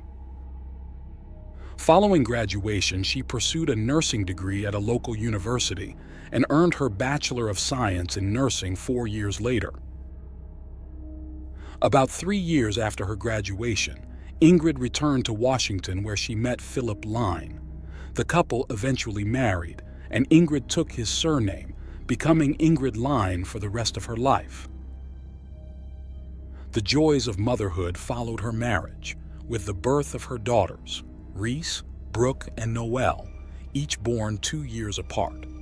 Her daughters were consistently her greatest joy and purpose in life. Around 2014, Ingrid's marriage to Philip encountered difficulties, leading to a divorce that was finalized amicably, with both parents sharing custody of their daughters. Despite the separation, Ingrid retained her vibrant, energetic personality. At this time, she was working as a nurse at the Swedish Medical Center, where she was highly regarded by doctors, patients, and fellow staff for her dedication and professional commitment. Her career was undoubtedly the second most important aspect of her life. Her relationship with Philip evolved into a supportive friendship, easing the co-parenting of their daughters. This emotional maturity greatly benefited their children's upbringing. Additionally, the presence of Jorga, Ingrid's mother, was a constant source of support, playing a crucial role in her life and the lives of her granddaughters. 2 years post-divorce, by 2016, Ingrid was well settled. She enjoyed her job, which provided a satisfactory income, and lived with her 3 daughters in Renton, Washington, just a 32-minute drive from her workplace. Socially, she was fortunate to have genuine friendships, which enriched her life further. It could be said that Ingrid was content with her life, and she felt the same. Yet in her early 40s, she found herself longing for a romantic partner, a desire unmet by her social circle. Consequently, she decided to explore online dating. After encountering various men on the app, none seemed suitable for a deeper connection until she finally met someone who caught her interest. John Charlton, born in the late 1970s in Seattle, was the son of Ray and Joanne Charlton, both military personnel with strict expectations regarding the behavior of John and his sister Shannon. They aimed high for their children's futures, providing them with the best education possible and expecting them to help with household chores. However, it soon became clear that John was not living up to his parents' dreams. He harbored resentment towards them and others, a sentiment that followed him throughout his life. John's frustrations often surfaced, especially when he was under the influence of alcohol or drugs, substances to which he frequently turned. His legal troubles began in 1997 with a misdemeanor assault charge in King County, followed by a charge of reckless driving in Washington State the next year. Over time, the relationship between John and his parents deteriorated, reaching a breaking point in 2006 when, exhausted, Ray and Joanne sought a protective order against him. They had tried everything to make living together bearable, but their son's erratic and inexplicable behavior made basic agreements impossible. John's increasingly threatening demeanor led to the protective order request in Thurston County, where Ray stated that his son was verbally abusive and often tried to provoke fights. However, this request for a protective order was later denied. Ray informed the court that his son's problematic substance use stemmed from immense pressure he felt, which he believed was causing significant mental instability. On June 24, 2006, south of Ogden, a woman and her baby were waiting in the back seat of their van while her husband shopped in a bookstore. Suddenly, John appeared, demanded they exit the vehicle, and drove away with it. The police were promptly notified, and the van was spotted on Interstate 15. An officer followed it to a store parking lot in Riverdale, Utah, where John was arrested. According to Utah's police and judicial records, John was charged with aggravated robbery. He agreed to plead guilty to a lesser charge of attempted aggravated robbery and was sentenced to 1 to 15 years in prison. However, he only served about 21 months and was released on June 24, 2008. Just a few months later, John added to his criminal record with a felony robbery conviction in Montana and a misdemeanor assault in Idaho. He spent approximately 3.5 years in prison before being released onto the streets in 2012. From that point on, details about his life became murky. One factor that perhaps made John more dangerous was his physical attractiveness. He was a handsome man with a charismatic personality when he chose to be. With these traits, he began to explore other ways of causing harm through romance and seduction, only to later unleash his anger. One thing was certain: John was not an ordinary person, and neither was his daily life. Around mid-2012, he took a temporary job where he started a relationship with a coworker named. Initially, she was taken in by his charm. However, there were some signs that, although not entirely clear to her, made her cautious. Something about him, something unsettling and mysterious in his demeanor. Trusting her instincts, she decided to end the relationship. By 2013, they had parted ways. After that, there was a string of women in his life, whose identities remained confidential for security reasons. These women were later consulted by authorities regarding John's criminal career and personality traits. In their subsequent statements, the ex-girlfriends revealed details such as aggressive and dangerous behavior, as well as confessions of major crimes he claimed to have committed, the veracity of which authorities were trying to ascertain. Broadly speaking, John lacked stability in both his work and personal life. Essentially a homeless day laborer, he would either sleep on the streets or stay at the homes of ex-girlfriends, with whom he maintained casual relationships. Among his friends, John was known as a reserved individual, but alcohol and illicit substances would often transform him into someone nearly unrecognizable. This complex character, whose physical attractiveness often opened doors for him, was the same man Ingrid met through an online dating site. After exchanging messages and finding mutual interest, they agreed to meet in person. Their first date was set for Friday, April 8th. The plan was to watch the Seattle Mariners' opening game and then, if things went well, go out for drinks afterward. On the eve of their date, Ingrid shared her plans with friends and coordinated with Philip so he could look after the girls that evening. On April 8th, John and Ingrid attended the baseball game, which started just after 7 p.m. They enjoyed themselves enough to continue the evening at a local bar. Around 10:35 p.m., Ingrid texted a friend to confirm that everything was going smoothly with her new acquaintance. However, the night took a sinister turn shortly after. It appears that Ingrid brought John back to her home. Instead of the intimacy she had hoped for, she met a tragic end. The seemingly pleasant man she met online revealed his darkest side. He not only took her life, but also dismembered her body using a sharp gardening tool. After cleaning the crime scene, he placed the parts into plastic bags he had found in the kitchen. He then took Ingrid's car keys and drove her vehicle, a 2015 Toyota Highlander, to Seattle, where he disposed of the remains. John likely continued to drink alcohol after disposing of the evidence, as he did not show up at his ex-girlfriend's house later that night or the next morning, even though she had expected him early on Saturday and was surprised by his absence. Meanwhile, that same morning, Philip arrived at his ex-wife's house around 10 a.m. to drop off the girls. Despite repeatedly knocking, he received no response. He then took a closer look around and noticed that Ingrid's vehicle, which was usually parked outside, was missing. This was particularly odd because he knew Ingrid was off work that day, which was why she had made plans to go out the previous night. Ingrid was a devoted mother who always wanted her daughters close by, and she was invariably at home when Phil brought them over.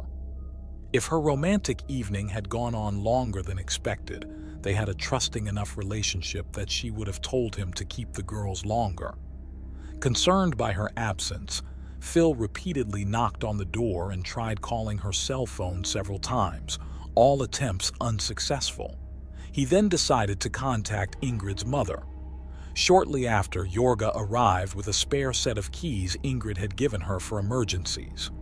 Upon entering the house, they immediately noticed Ingrid's wallet, purse, and cell phone were left behind, but there was no sign of Ingrid herself. She quickly checked the last messages on her daughter's phone and saw messages from John about the date. She then sent a text to John, asking if he knew anything about Ingrid's whereabouts. He replied that they had indeed gone out the previous night but had parted ways after the game because she needed to return home to her daughters. She informed him that a police officer would need to speak with him since he might have been the last person to see her. After that, all communication from John ceased, prompting Ingrid's mother to alert the authorities. A few hours later, while the police began their investigation, a Seattle resident was about to make a horrifying discovery.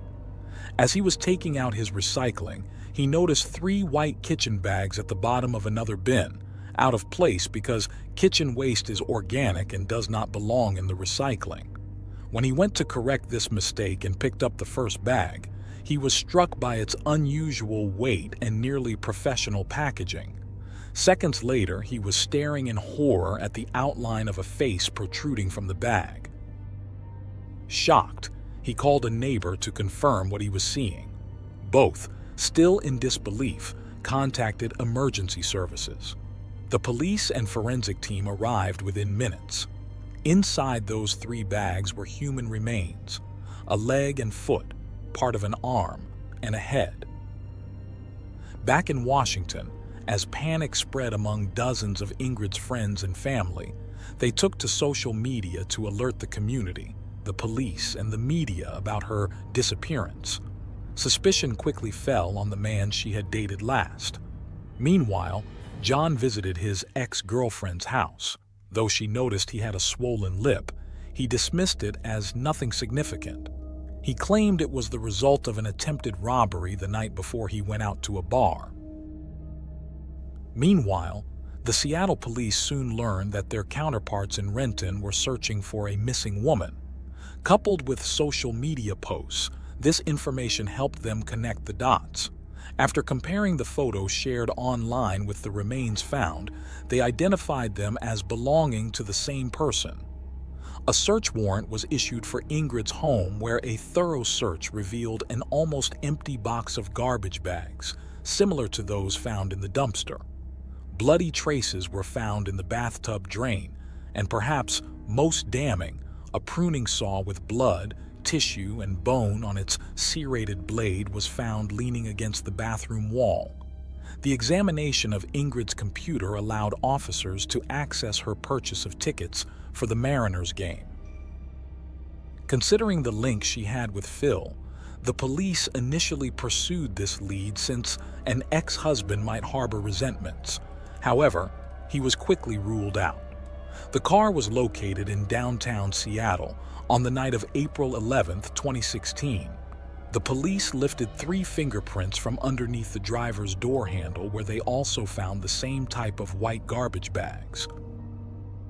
Subsequently, the officers interviewed John. His online dating profile indicated he wasn't looking for anything serious, but that was not a crime. At first glance, he seemed like a normal guy. When asked about his residence to ensure they could contact him again if needed, he admitted to not having a fixed place to live. The officers sensed some discomfort when they asked about Ingrid.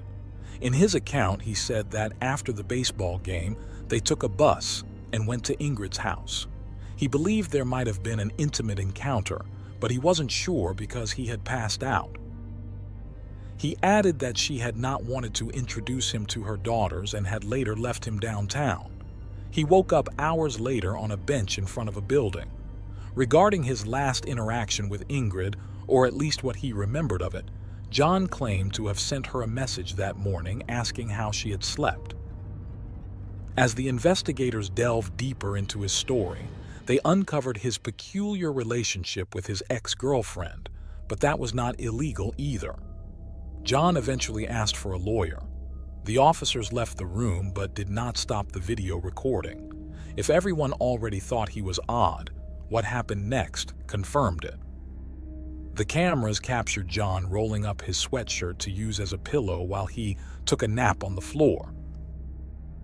The next step involved interviewing John's ex-girlfriend, who reported that he arrived later than expected that Saturday and noted his bruised lip.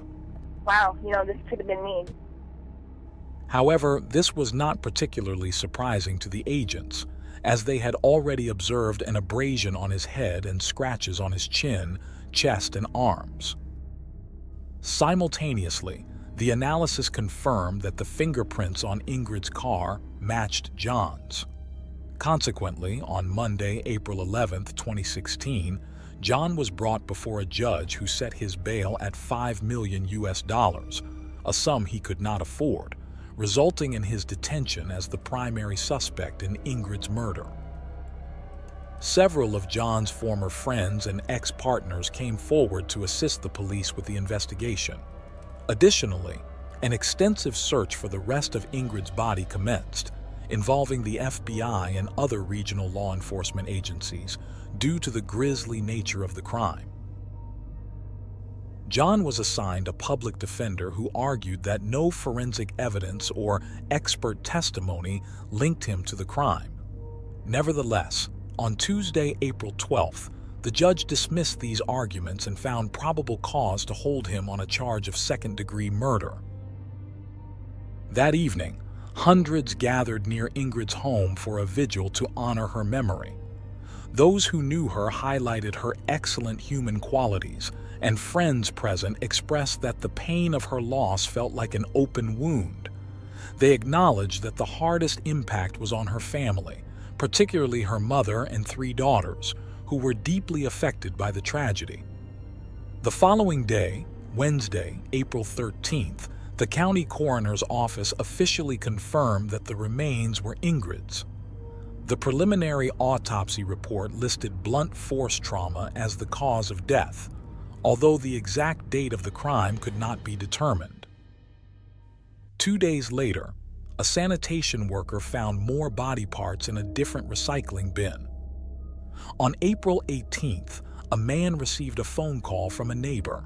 Inside his recycling bin, a torso with a pierced navel was discovered. Ingrid had a navel piercing, confirming the remains were hers. As part of gathering evidence for the trial, police returned to Ingrid's house. This time, they dismantled the plumbing and found more blood in the newly exposed drain trap. They also used a chemical called luminol, which glows in the presence of blood traces, confirming that the crime scene had been cleaned. Despite the initial findings in the preliminary autopsy report, further examination of the body by the forensic pathologist revealed more details. Upon closer inspection, small signs of bleeding were found in Ingrid's eyes. Additionally, marks on her neck led to the definitive conclusion that she had been strangled, and subsequently, her body was dismembered in her own home.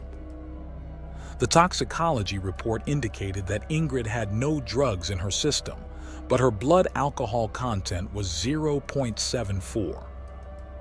On October 2, 2017, in a King County courtroom, John pled guilty to first-degree premeditated murder. His guilty plea was part of a plea bargain that resulted in a shortened trial, sparing Ingrid's family and the community from the ordeal of a lengthy and distressing jury trial. However, his plea was not solely an act of mercy to alleviate the victim's family's suffering. It also afforded him certain procedural benefits.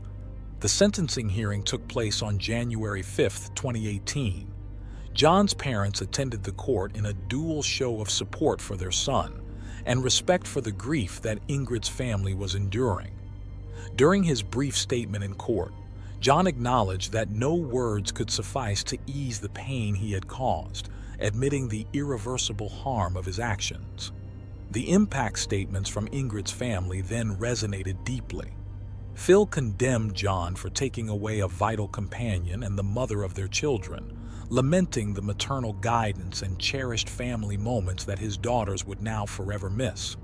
He emphasized that due to John's actions, his daughters would never again receive maternal advice. A friend of Ingrid, visibly shaken, spoke to the brutality with which John ended her dear friend's life, labeling him a coward who initially tried to flee and hide. When finally cornered by the police, instead of owning up to his actions, he claimed he was too drunk to remember what he had done.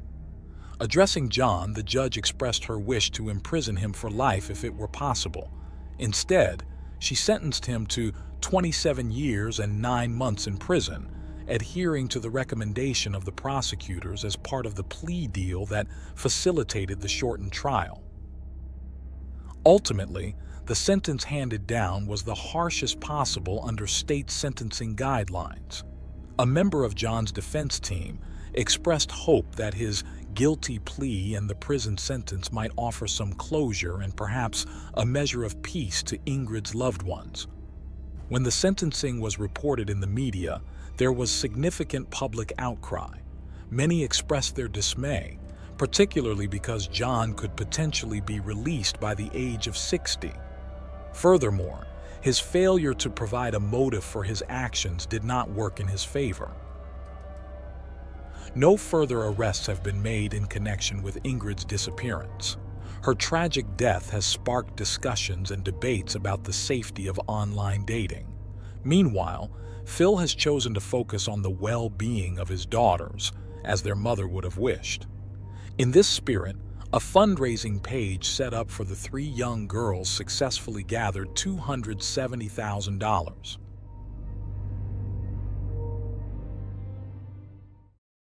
Thanks for tuning in to Unreal True Crime. If you're intrigued by mysteries from around the world, check out our new channel, Latin Crimes, where we dive into the gripping true crime stories of Latin America. Don't miss out.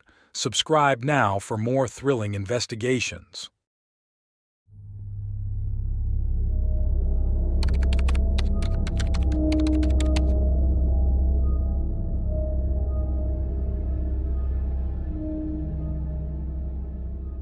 In 2014, during a routine traffic stop in Smith County, Mississippi, an incredibly disturbing case came to light.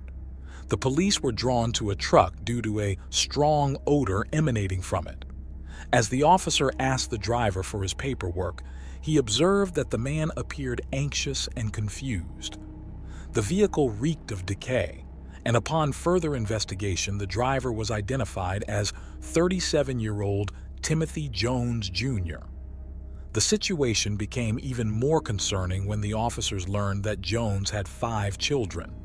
Yet, the truck was empty, containing only some clothing items. When asked about his children, Jones initially denied having any, then changed his story, claiming he had 3 children who were supposedly in South Carolina. This inconsistency raised suspicions, prompting the officer to detain Jones for further questioning. What they discovered rendered them speechless.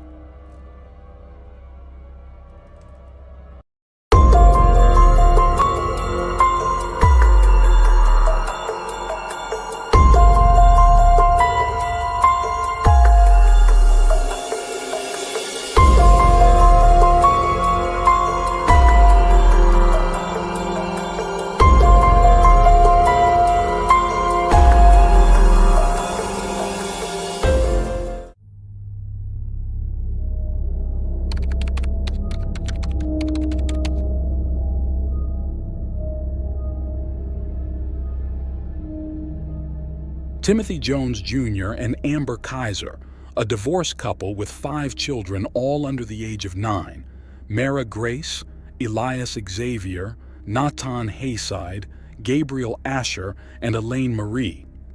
They lived in Lexington, South Carolina. When Amber met Timothy, she was drawn to his world and felt connected to him and his lifestyle. They were teenagers when they met and married very young. Timothy attended school in Mississippi while Amber focused on homemaking. From a young age, Timothy witnessed his mother's mental health deteriorate due to schizophrenia. She eventually required constant care and left home to work in intimate services, with his family telling Timothy she had simply gone far away and abandoned him. His father, Timothy Jones Sr., who was 20 at the time, moved with Timothy to his grandmother's house, where he was exposed to domestic violence, substance abuse, and alcohol. Despite his tough upbringing, Timothy showed a talent for numbers, solving math problems with ease, and could disassemble and reassemble computers to make them faster. He seemed to have a natural understanding of how machines worked. However, things changed when Timothy reached adolescence and began hearing voices at the age of 10. By middle school, he had started using drugs and drinking excessively. At 15, he suffered a traumatic brain injury in a car accident, which affected his frontal lobe, the brain area controlling impulses and linked to psychopathy in various studies.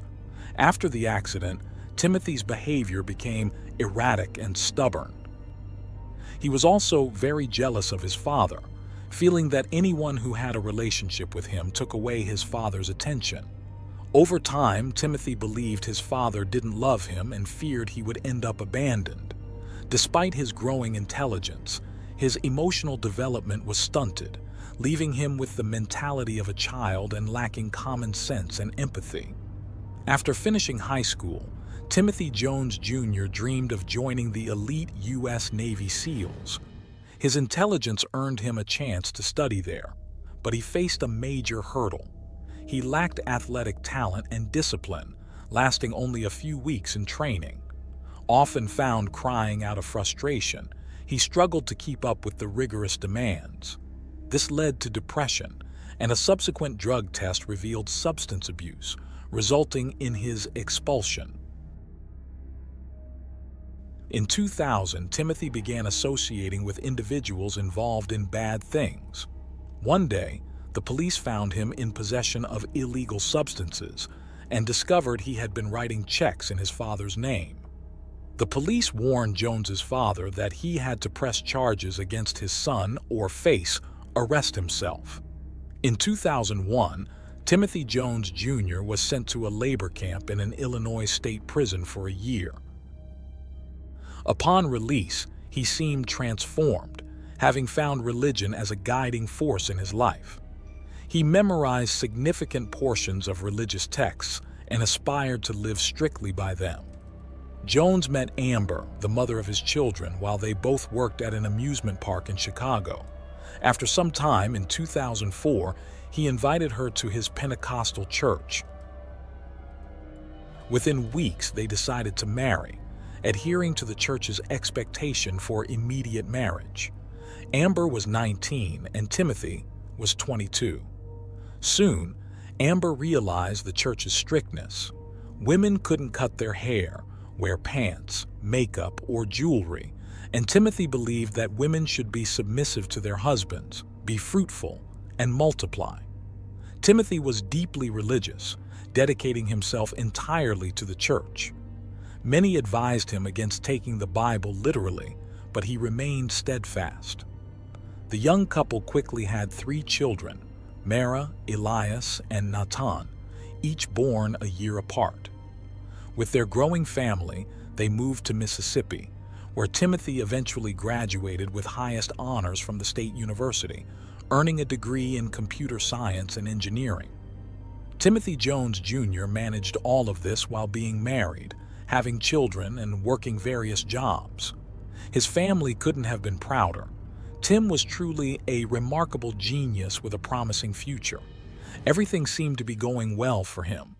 He landed a job as a computer chip manufacturer at Intel, which Amber saw as their ticket to a better life. After living in student housing in Mississippi, they dreamed of raising their 3 children in a bigger house and even considered hiring a nanny. Unfortunately, things didn't go as planned. Tim chose to buy a rundown trailer on a dirt road in Red Bank because he dreamed of living on a farm. He bought animals to raise, and Amber stayed home with the kids and the animals in this isolated area. She didn't have a car or know how to drive. By 2012, the couple had 2 more children, and problems began to arise. Tim doubted the paternity of their youngest daughter, Elaine, and wanted Amber to homeschool the children, though she only had a high school education. Amber felt increasingly isolated with no family nearby and Tim's family in Mississippi. She felt inferior to her intelligent and educated husband. Tensions escalated when Tim accused Amber of having an affair with a neighbor. The marriage crumbled and they considered divorce. Tim didn't want Amber in the children's lives, so he visited a therapist and asked for a sworn statement for his divorce lawyer, claiming he was fit to raise the children alone. Amber, without a lawyer and unsure what to do, eventually decided it was best for the children to stay with their father, as she had nothing to offer, no job or education. Tim gained primary custody as the sole financial provider, and Amber was granted regular visitation rights. She left her husband and children. Mentally, Tim was losing control, anguished by his failed marriage. He began using drugs and drinking again, struggling with the voices in his head. He became easily angered over minor things, and Amber reported that he once beat her in front of their children until she lost consciousness. Unable to manage work and home, he hired a nanny service. Despite his condition, the first 2 nannies noted that his home was immaculate, and he was dedicated and attentive to his children. Later, he switched services and hired 17-year-old Crystal, who had a young daughter. The nanny soon became his lover, and Tim tried to indoctrinate her into his religion, insisting she adopt the church's customs, wearing long dresses, growing her hair out, and being subordinate to him. When she refused, their relationship deteriorated. Crystal later testified that Tim was extremely harsh with his children, making them stand on their toes for hours as he believed punishment was necessary for their sick bodies. She left after catching him trying to hit her young daughter. After Crystal left, Tim hired another nanny. She noticed a drastic change in Tim. His once clean home was now filled with trash and dirty clothes, and there were even cockroaches. Over time, Timothy Jones Jr. became increasingly violent, punishing his children daily. He developed the habit of feeding them only oatmeal throughout the day, limiting them to 1 meal. In August 2014, the nanny contacted South Carolina's social services to report the conditions in Tim's home. She described the lack of food and the physical abuse the children suffered. The abuse was so severe that the teachers at the elementary school, attended by the older children, had already reported it to the agency months earlier. The agency had previously required Jones to sign a written promise never to mistreat or hit his children again, as they often arrived at school with bruises. When asked about the injuries, the children said their father would grab them by the neck and slam them against the wall. On the afternoon of Thursday, August 28, 2014, Tim picked up his 3 older children from elementary school, then his 2 younger ones from the nanny. Around 7 p.m., Timothy got angry about some broken outlets in their mobile home. He questioned his 6-year-old son, Natan, about the damage. When Natan said he didn't know, Timothy forced Natan to do push-ups, squats, and other exercises before having him repeat the circuit over and over again. Whenever Natan would slow down, Timothy would whip him with a belt. While Natan was being punished, Amber, Tim's ex-wife, called to speak with her children. The calls were logged at 7 o'clock, 7:02, 7:05, and 7:09, until Timothy finally answered at 7:10. During the call, Natan told his mother about the punishment for the broken outlets, saying it was an accident. Enraged, Timothy ended the call, telling Amber to stop protecting the boy. After hours of torture, Natan was exhausted, dehydrated, and begging for it to end. He collapsed, putting an end to it all. Timothy carried him to bed and left him alone without water or aid. Phone records show that Amber tried to call back 8 more times. At 8:30, Timothy searched for an explicit scene from the movie American History on YouTube, despite knowing his son was already unresponsive. Around 1 a.m., Jones took his 8-year-old daughter, Mara, to a local convenience store to buy 10 packs of cigarettes. Upon returning home, he grabbed Mara and began to strangle her. Next, Timothy went to his 7-year-old son, Elias, and did the same thing. After that, he removed his belt and went to Gabriel, who was 2, and Elaine, who was 1. He placed the belt around their necks and pulled until they stopped breathing. Seeing that none of the children were moving, he took their sheets and blankets, wrapped them separately, and placed them in the back seat of his car. On Friday, August 29th, Jones's father called him at around 7:43 a.m., but there was no answer. At 9:36, the nanny called, and on her second attempt, Jones answered. She asked if he would be dropping the younger kids at daycare, and he told her not to worry, saying he would take them next week, mentioning that they were out and would return by Tuesday. That morning, he drove from place to place. Between noon and 2 p.m., he searched online for drugs out of state. At 12:17, Jones was near Alabama, and his grandmother called him multiple times, but he did not answer and continued to ignore her messages throughout the day, totaling 23 attempts. Between 3 and 5 p.m., Jones searched online for tobacco shops in Alabama and Mississippi and for camping sites in South Carolina. At 8:04 p.m., his location was recorded in Georgia. The next day, August 30th, his grandmother continued sending messages, asking why he wasn't responding to her calls. His phone's location was recorded in Red Bank, New Jersey. On August 31st at 10:08 a.m., Jones searched the internet for camping stores and RV parks in South Carolina landfills, Lexington County landfills, and animal services, in addition to 2 songs. At 4:54 p.m., the nanny texted Timothy Jones Jr. to remind him to bring diapers when he dropped off Gabriel and Elaine on Tuesday. An hour later, he replied, saying he had left South Carolina with the children to start fresh and asked her to clean the mobile home, offering her to take whatever she wanted from the belongings he left behind. His ex-wife called him at 7 p.m., but he did not answer. On September 1st, he was driving from place to place. The next morning at 10:35, he searched the internet for body in landfill, how to make muriatic acid, camping near Colombia, countries with no extradition laws, and facing legal problems, where should I run? Throughout the day, he received text messages from the nanny informing him she had cleaned the mobile home. His boss at Intel also messaged him, asking if he was coming to work. At around 6 p.m., Amber called, but he did not answer. On the morning of September 3rd, a co-worker called twice without getting a response. Later, Timothy was captured on surveillance video at a well-known store, buying a saw, muriatic acid, garbage bags, a 5-gallon bucket, and goggles.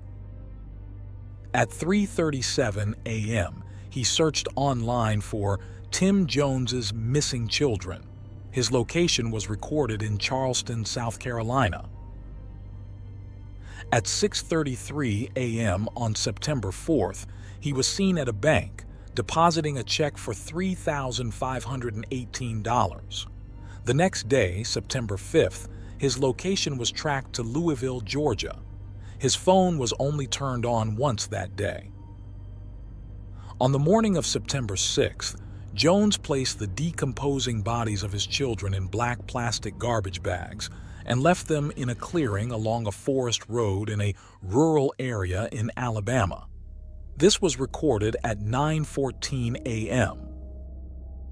The bodies had been in the back seat of Timothy Jones Jr.'s vehicle since August 29th.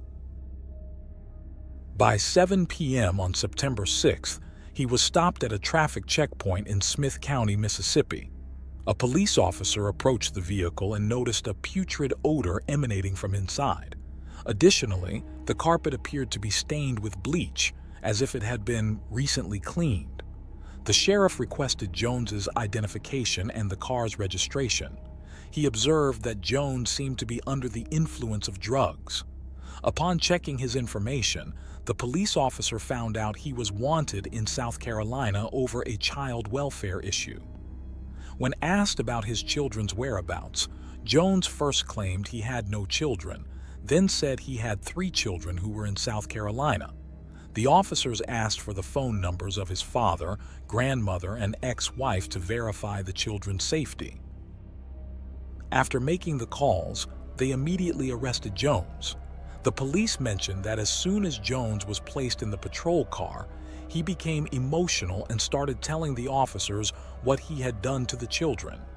He explained that he felt a deep sorrow and angered because one of his sons was playing with an electrical outlet. He grabbed the boy by the neck and choked him until he passed out.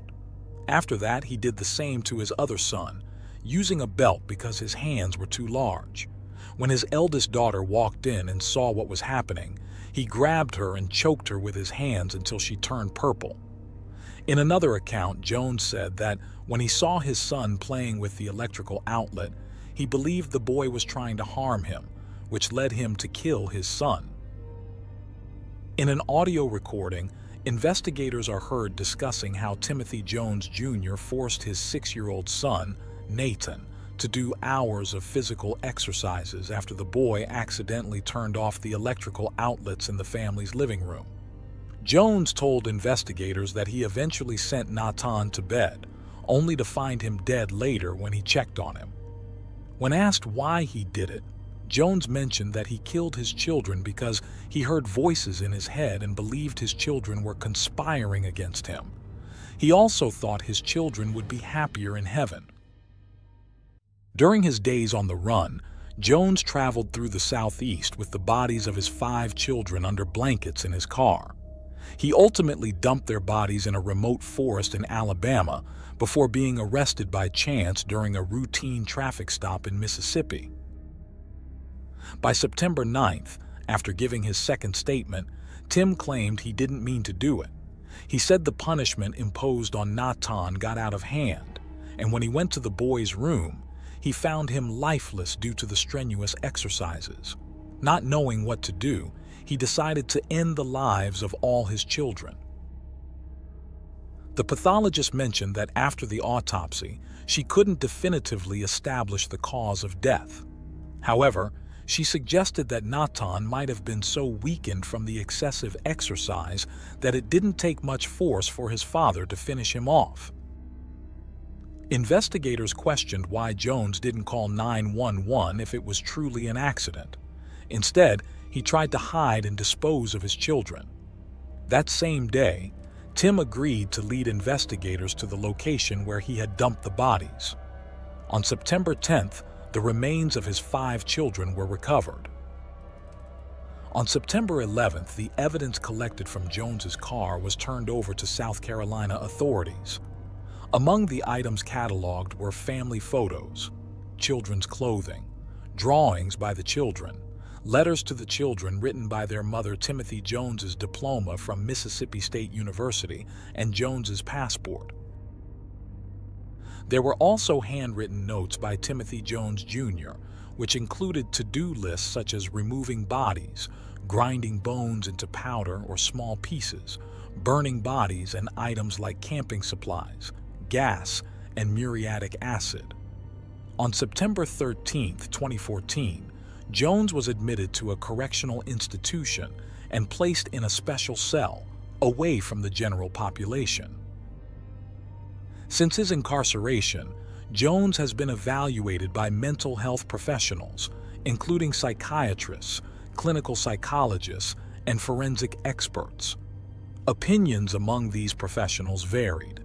Some diagnosed him with schizophrenia, bipolar disorder, schizoaffective disorder, or personality disorder, suggesting that his mental state at the time of the crime might have been worsened by drug use and the traumatic brain injury he suffered at 15, which could have contributed to an underlying psychosis. These theories were presented to the jury during the trial. However, other specialists argued that Tim was mentally competent and that his actions to conceal evidence, including his children, indicated that he knew he had done something morally and legally wrong. His internet search history further suggested he knew exactly what he was doing and what needed to be done. The prosecution argued that Tim cracked under the stress of a broken marriage and the demands of caring for 5 young children. According to his statements, the trigger for his actions was his wife's alleged infidelity with their neighbor at the time, who is now her husband. She testified that she never committed adultery and that her relationship with the neighbor began after her divorce. The trial took place in late May 2019, involving weeks of intense testimonies and evidence presented against Timothy. The crime is considered one of the worst murders in South Carolina's history. Mara's last words to her father were, "Daddy, I love you." When police searched the house after the crime, they found Natan's favorite toy from Toy Story, broken into pieces. Natan seemed to be the most severely punished, yet all testimonies agreed on one thing: the children loved their father. On June 13, 2019, after 2 hours of deliberation, Timothy Jones Jr. was sentenced to death. He is currently in solitary confinement at a correctional institution, wearing a green jumpsuit that identifies him as a death row inmate. This tragic case ended the lives of innocent children due to marital problems, with both the father and mother making irreversible mistakes.